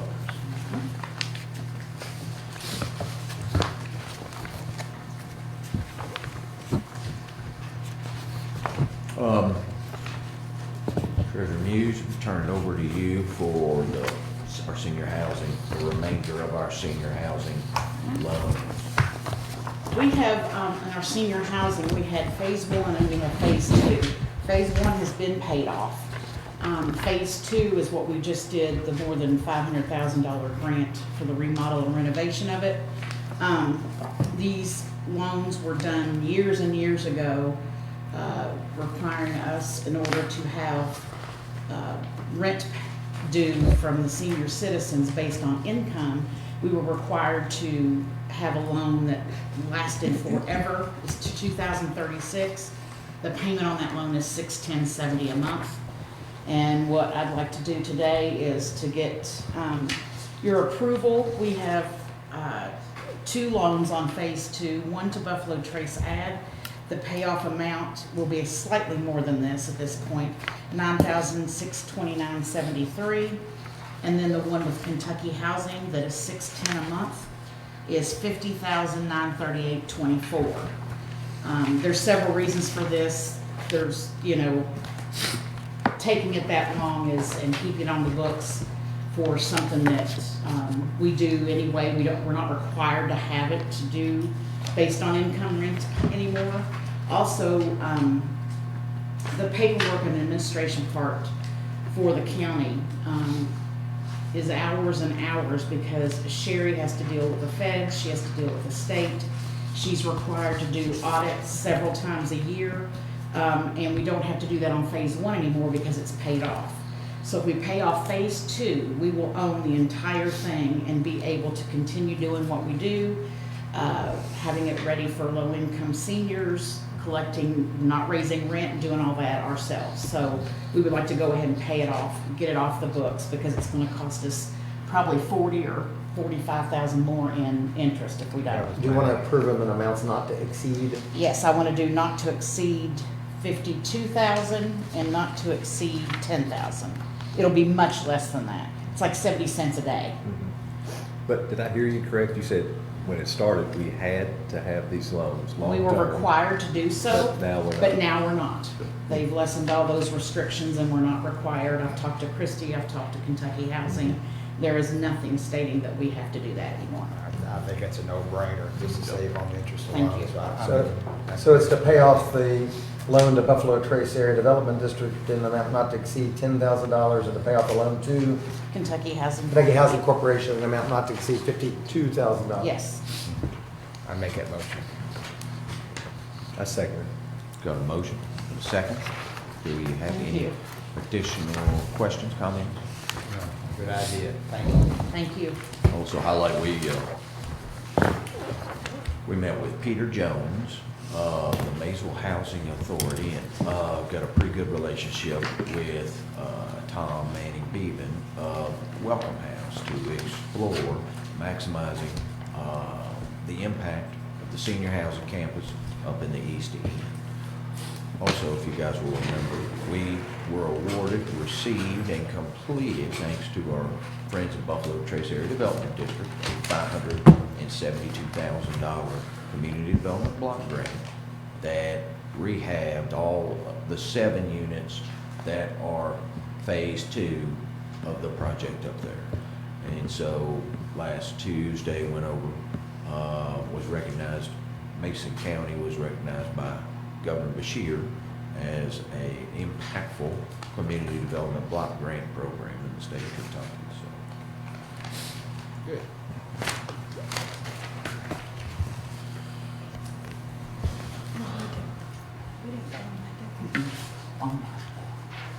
so that brings up old business and, oh, sorry. I don't think we voted on that last Sorry, motion. roll call. We have the motions. So we get a motion and a second. Mhm. Looking for any discussion? Roll call, Madam Clerk. Commissioner McKay? Yes, ma'am. Commissioner O'Hara? Yes, ma'am. Commissioner Frame? Yes, ma'am. Judge McNeil? Yes, ma'am. Thank you. So brings us old business. At our last meeting, we have Coroner David Lawrence here joining us today. Good afternoon, or morning, my friend. We talked about, Coroner reached out a month and a half ago about the support the county provides Coroner's office.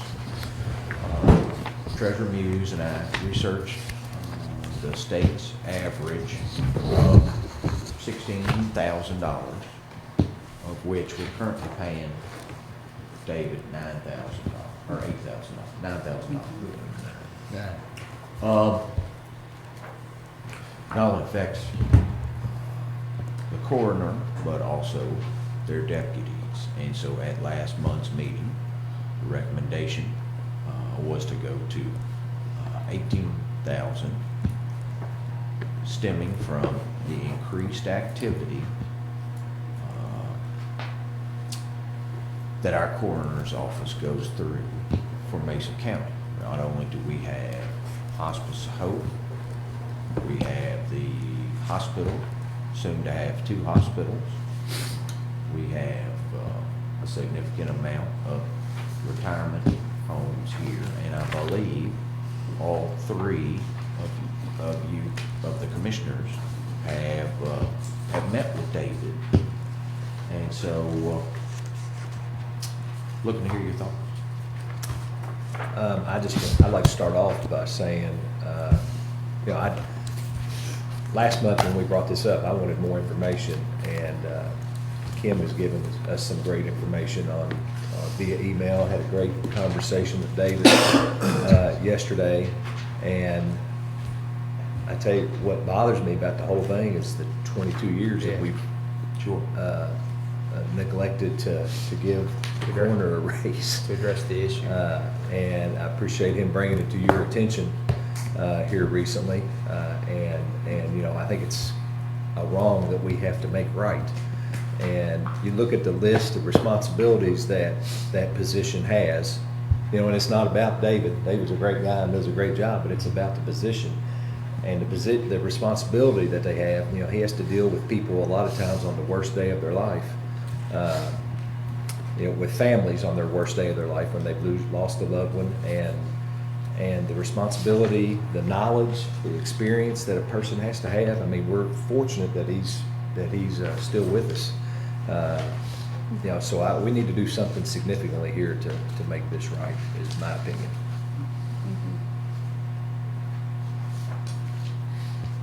Well, I talked with David too, and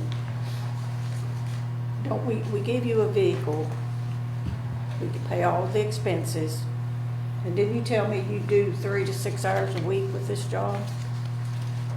Very safe. Yeah, and I agree you need a raise. I really do. But, and then we pay you what? So much when you make a trip to Frankfurt for that too, out of your pocket. You get that? Yeah, you do. Just the mileage, right? You pay him $195. Miles, basically, on miles given. Right. It's But definitely but we put the vehicle gas in the Frankfurt. vehicle, we pay the insurance and all that.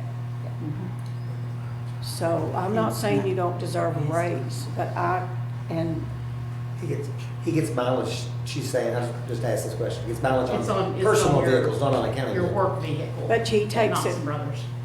Yeah, if he drives his I'm not own. saying that, but he uses the county vehicle when he does that. It's basically covering a deputy that would take their time to either go to Frankfurt or Louisville, wherever the medical examiner assigns to deliver that. Right, to. right, but you So use, if you go to Frankfurt, you're looking, 4 to 5 hours. Louisville could be 6 to 7 hours.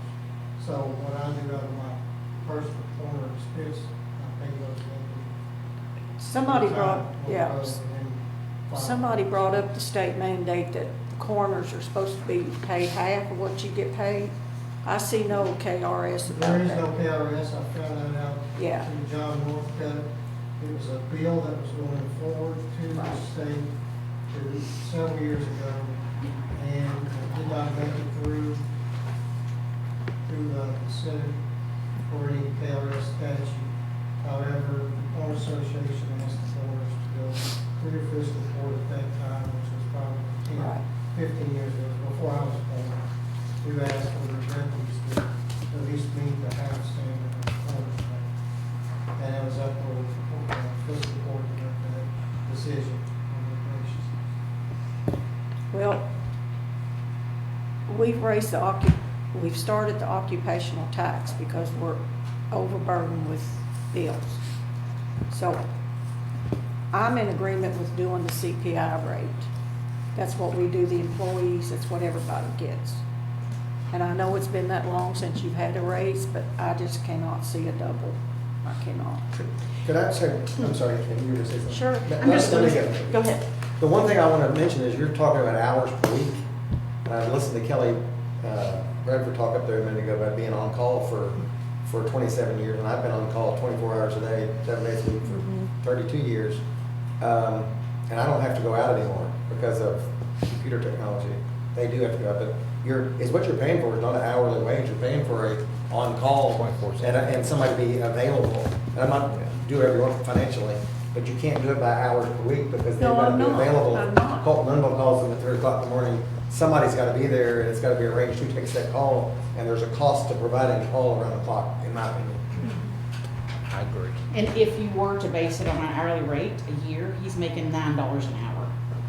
If it averages 4 hours, if it stays on the low end of the average. So in my mind, and I know everybody brings up the occupational tax, but we also did that to help get people where they at least need to be minimally. And I think that includes the coroner's office, not just all of our other employees. I think that at this point, it is, like you said, it needs to be corrected.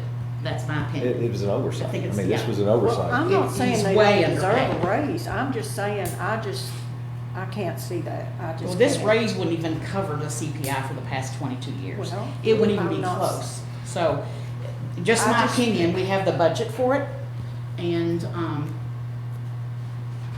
Well, that's my opinion if you're talking finances. I agree with everybody right here, and I understand this, Peg, I really do. It's like Well, that I'm not- $8,000 that's- shot, that- but Coach O'Haron's right. I mean, we kind of mentioned this last time. I mean, this should have been addressed years ago. Shouldn't have to go to 20 plus years without discussing a raise. Now, we're here in a situation to where I think we can agree on a raise, that's what I'm hearing, just how much? Now, do you want to compromise and maybe look at the state average maybe, possibly for now, and keep addressing this issue every couple of years or every 3 years or whatever, or do that and maybe look at the CPI? I'm not sure how you want to address this. I think, in my opinion, if you approve the raise today that he's requested, every year he should be in on everyone else's raise tables. And if we are averaging 3% across the board or based on merit, that's how we do it. To What do you keep get paid? him at what he David, what do you deserves. get paid the 2 times in the last year that you've got stuck with the body? And I'm sorry to talk like this, but the 2 times the last year you've got stuck with the body for extended period of time because there's nobody to claim or nobody to consent, and that remains or stuck with you for, one of them was 30 or 45, 50 days. How did you get compensated for that? We had to take it to court just to get a county pre-real. No, but I'm saying that nobody pays for you to keep a body for 40 days. I'm just asking. Yeah, I mean, But don't you take that body to the morgue at the hospital? No. You keep it until somebody We take it to decides. Frankfurt, and they keep it for. But you get paid $195 every time you take a body to, I'm sorry, you get paid $195 every time you go to Frankfurt, right? that's what we pay for the time on the road. The ones that we were dealt with last year, that I'm talking about, were held locally by somebody in the coroner's office. Hell, we went through a court process and found someone in Alaska and et cetera, et cetera, et cetera, to dispose of. That's not, they weren't taken to Frankfurt.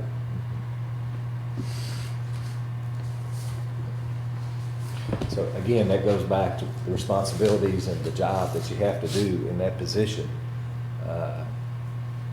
I don't think there's gonna be a whole lot of people lined up to do that. We see bodies enough as it is, and I couldn't do his job. Yeah. So, sorry, the state average for Florida, for all counties, up and down, is 14 or 16,000. And I think he requested 18, which is what I figured, 18,000 and putting a year, and putting the deputy coroners at 9,000 each a year would be an increase on the budget of $25,000 for that year.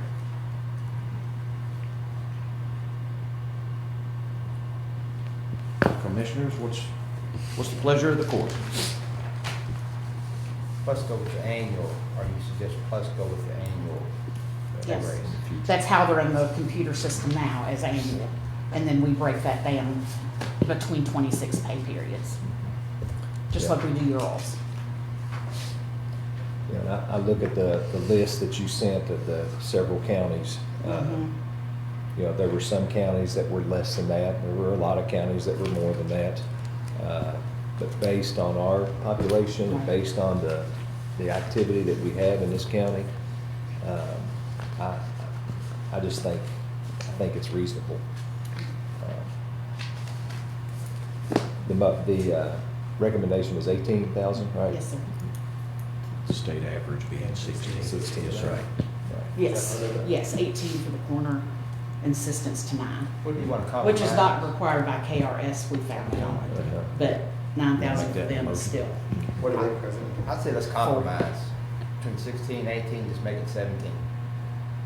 Would that be? Is that your motion? I would like that, yeah. I mean, I'm just up for discussion. Anybody else want to discuss that? What are you proposing for the assistants? Had split that in half. Okay, Just 85. If that would be fair, I mean, is anybody up for discussion for that? I would support that. I think it's fine. Fine proposal, my friend. Yes, sir. I mean, I wouldn't want the job, I mean. But well, once again, let me reiterate, like Coach O'Haron said, this should have been addressed years ago. Should have been addressed years ago. Yep, agree. And we wouldn't be in this situation probably. So, I make that motion, 16,000 for the corner. It was 17. I'm talking 17, we're 17. split, that's right, thank you, thank you, John. 17 for the corner, deputy half that, and of course, the annual pay raise considering from here on out. Effective immediately. Effective immediately, yes, yes, ma'am. Next one. so it's a motion. Do I we have a second, second? I second the motion. Do we have a second? Is there any additional discussion? Hearing none. Roll call, Madam Clerk. Commissioner McKay? Yes, ma'am. Commissioner Ahern? Yes, ma'am. Commissioner Frame? No, ma'am. Judge McNeil? Yes, ma'am.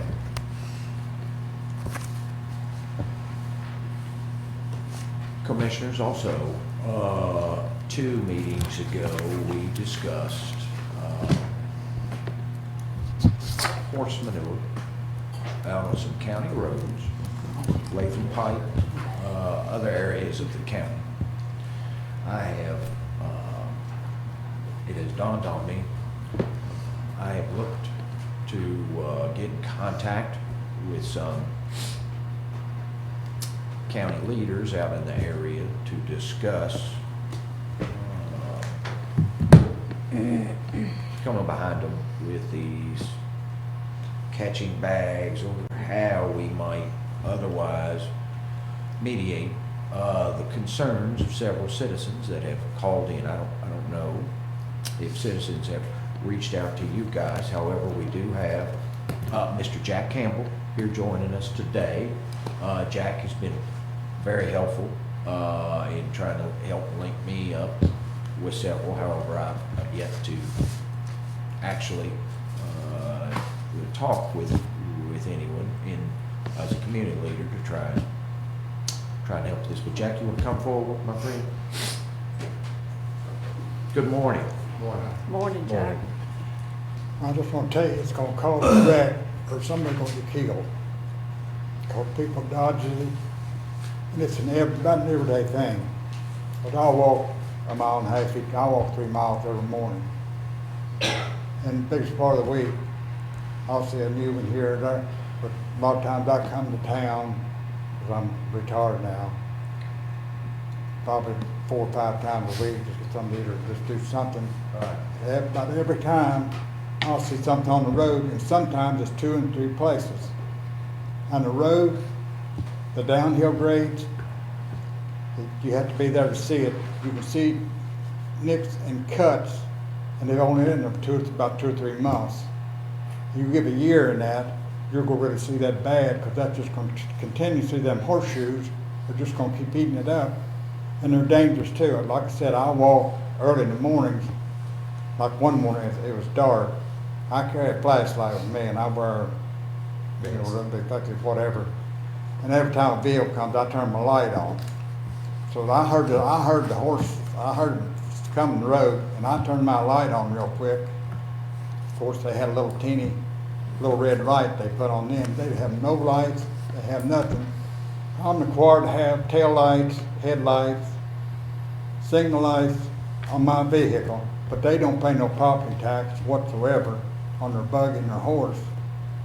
And we have to do that and pay property tax, and they're on the road doing the wear and tear just like I am or more. But this manure, they've got catchers they can buy and put behind horses. I've seen them, I heard people talk about them. But this harassment, and I'm not the only one. There's people right there on the road that I've even brought it up to them, and they talk about it too. It is have to dodge and dodge, get around, because that's going to cause a wreck before it's over with. And they'll stop, just like the other day on an uphill grade, and there's a curve right down at the bottom. They're polite on that part. They stopped right up at the top of the hill, and I had to go around. If a car would have come around the curve, that would have been it. But this manure stuff on this road, and I don't know what's going to be like in wintertime, but this is a mess, and I don't think we should have to put up with it, the people. And I'm not, like I said, I'm not the only one. I'm just the only one that come and raise Cain about it. Because the same way with the road out there. The road, I don't know how long it's been blacktop. I ain't very good keeping time, 2 to 4 years. Yeah. But they put the spit seal or whatever on that blacktop. I don't know if you're all familiar with that new blacktopping technique, or, you know, they put tar Chip on and it. seal. Chip seal. Yeah, not a fan of it. And I knew that when I've seen that, and they was putting that on that road. This road hadn't been, Germantown end of this road had been blacktop, new and all that. They kept telling me every year we're going to do that, but they never did. But they finally come to the split seal. I seen them out there on the road putting it on there. And I went out there, and there's a woman on her. She was the boss of it. She said, well, I found out she retired after that. She said, they'll put the second coat on, it'll be smooth. I said, no, it won't. But that road had been gone so long, it had cracks. So I said, how you gonna fill them cracks with doing that way? And it didn't. I called Frank. And these two guys come down to me, and I took them and I showed them. And both them road guys said this road should have never been split sealed. And I think I called Representative Lawrence too. But it wasn't long after that they blacktop. It's got a better blacktop on it now than it's had in the past 20 years or better probably. Could I mention one thing, Judge? Sure, please. You know, a lot of the wear and tear on roads, the state would have to address and regulate. So, you know, going to Representative Lawrence is the right way to address that. Yeah, I just wanted to let you know the extra what they're actually doing. They're tearing the top of that road. In time, it's going to be, because they're in the area what I'm talking about, and Peggy knows where I'm. Oh, yeah. There, we're in the same area, but they're in the area, and that road goes down Shannon Hill, going to May. They're up the top of that grade up there too. They're traveling that, and they're traveling the bottom of Shannon Hill. I think they're traveling the, what's that road to the left up there? Yeah. You know, that little road. Old Sardis Pike? No, like you're going to Sardis, you go down the bottom of Shannon Hill and turn right and go up through it. 62. There's a road to the left. Blue Ridge Road? Yeah, Former Chapel. that's where. Oh, Former Chapel, yeah. That's where a bunch of them's at right now, and they come on my road, and they go down to Johnson Lane. I think some of them cuts that way. But there's a trailer over there, up, on my road, about a little over a mile up from me on the right. They got a trailer, and there's a guy there, and he built a building. I don't know what he's gonna do back there, but that's where they travel. They're traveling, I think that boy leaves there about every morning, and cause I've seen him a lot of mornings. Of course, I still on the road too. My point to fiscal court though, Mr. Campbell, though, is they would be prohibited. It would be illegal for you to pass some sort of ordinance that restricted somebody's right to use the roads. We just can't do it. Yeah. We can regulate where the judge is talking about that catch bag or something. Yes, we can absolutely do something about that probably and look into it. But regulate how somebody uses a public road, we can't do it. We would be violating the law. Yeah, I'm just saying, I don't know who to even talk But I mean, the legislature could address the lighting issues and a lot of that stuff, and I'd keep on Representative Lawrence and see what you can accomplish. But this on the mess on the road, like I pay $35 a month. I just new car wash. And I keep vehicle clean and all that, and this is no good driving. I have to drive through that day after day after day. And plus I walk in the morning. I almost step in the morning. I was going to say, I mean, they should be courteous enough. I don't have nothing to believe or whatever, but they should be courteous enough to where not to have that on the road where you got to drive your vehicle and all that. Jack, we appreciate you coming in today. Thank you, my friend. Thank you. Thank you, Jack. Now, commissioners, I have made calls, talked to folks, and then asked that they call back, because we brought this up 2 meetings ago. I can continue that course.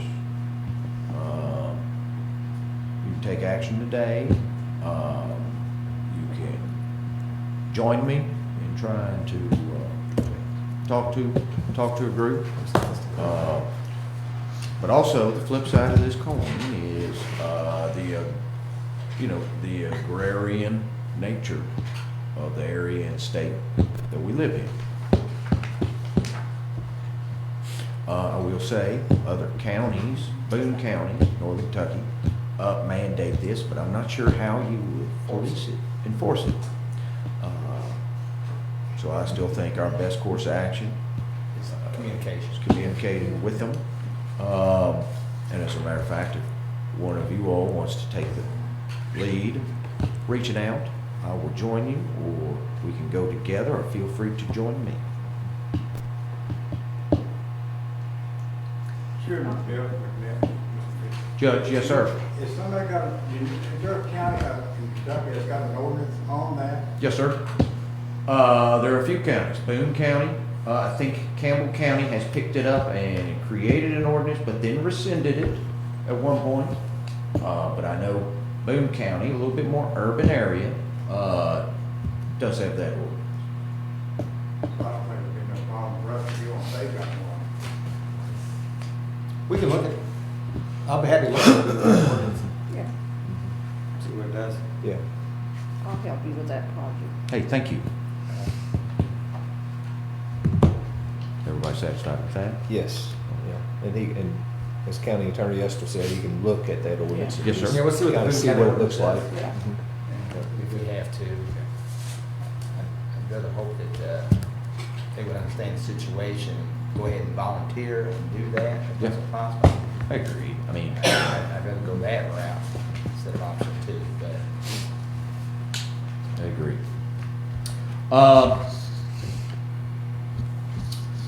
Also, I'll highlight for the commissioners, Albert Sidney Johnson steps were completed mid-month last month, which is the Albert Sidney Johnson House out in Old Washington that the county owns.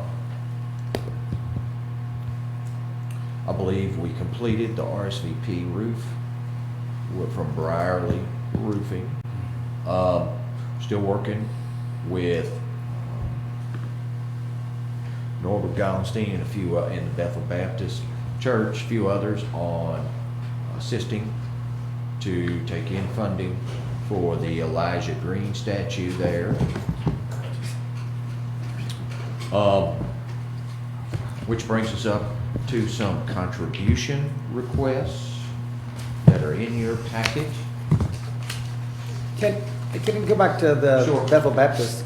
Yes, Can sir. we do some updates from time to time? Maybe early to do it now, but,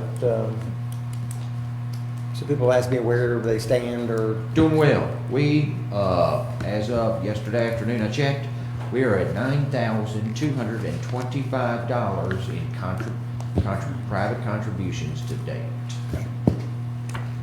That was 3 o'clock yesterday afternoon. I know Norbert, Buddy, have been on they've been on WFTM and a couple of Okay, good. initiatives. And so I feel like they feel like they are tracking well. Is there any grant money out there for some type of project like this? We're working on. We have, Okay, good, thank you. What'd you say, Cole? So, commissioners, in your packet, we have some contribution requests. First up, we have from Fire Chief, Chief Kyle Carpenter, who is requesting assistance for the Buffalo Trace area firefighters fire school, which will be October 18th through 20th. Again, it will be here at Maysville Community and Technical College. I am confident, but I think Treasurer Muse can confirm, we contribute to this annually. Yes. Okay. And they are requesting $500 from Mason County in 2023. I make the motion that we continue with that. I'll second. We have a motion and a second. Any additional questions? Roll call, Madam Clerk. Commissioner McKay? Yes, ma'am. Commissioner O'Hara? Yes, ma'am. Commissioner Frank? Yes, ma'am. Judge McNeil? Yes, ma'am. Also, in your packet, you will see the guys with Hospice of Hope and their Hurting for Hope fundraiser slated for October 19th and, the same day? Oh, okay. October 19th and 20th. Fundraiser for Hospice of Hope. We have matched this same amount every year as well. They are looking for $500 in 2024. That is Mr. Parker, Michael Parker, sent out the communication. Also, as a caveat to that, I am on, the judge is on the Hospice of Hope Board, so figure I will note that now. Make a motion, we make a donation, $500 to the Hospice of Hope. I'll second. We have a motion, and we have a second. Any additional discussion? Roll call, Madam Clerk. Commissioner McKay? Yes, ma'am. Commissioner Ahern? Yes, ma'am. Commissioner Frame? Yes, ma'am. Judge McNeil? Yes, ma'am.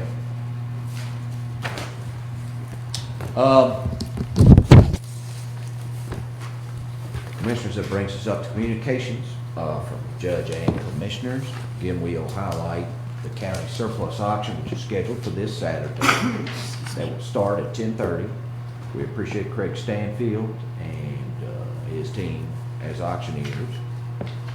The Orangeburg Fire Rescue, they're having their trade days on the 14th from 10 a.m. until dark. Also, the Germantown Fair is doing their rodeo on the 13th and 14th with gates opening at 5:30. We will have fiscal court luncheon on the lawn here on the 27th. And then also, I'm proud to announce that Mr. McHugh tells me our friends with Dunkin' Donuts will open up Thursday for business. And, they're excited about that. And I think the First State Bank guys will quickly follow. This Thursday? Yes, sir. This Thursday? Yes, sir. Also, Mason County Sheriff's Human Trafficking Training on the 12th and the 13th. That's at MCTC, 8 to 5 p.m. Lewisburg came out with a volunteer fire state night. Saturday, September 28th, that's 4 to 7. And then be on the lookout. I don't have a time yet, but we will do a ribbon cutting for Kim's Southern Table ribbon cutting on September 23rd there in Germantown. Commissioner, do you have any communications? Okay. I will entertain a motion to adjourn after stumbling through this whole meeting. I'll make the motion. Second. We have a motion, we have a second. Roll call that, please. Commissioner McKay? Yes, ma'am. Commissioner Ahern? Yes, ma'am. Commissioner Frame? Yes, ma'am. Judge McNeil? Yes, ma'am.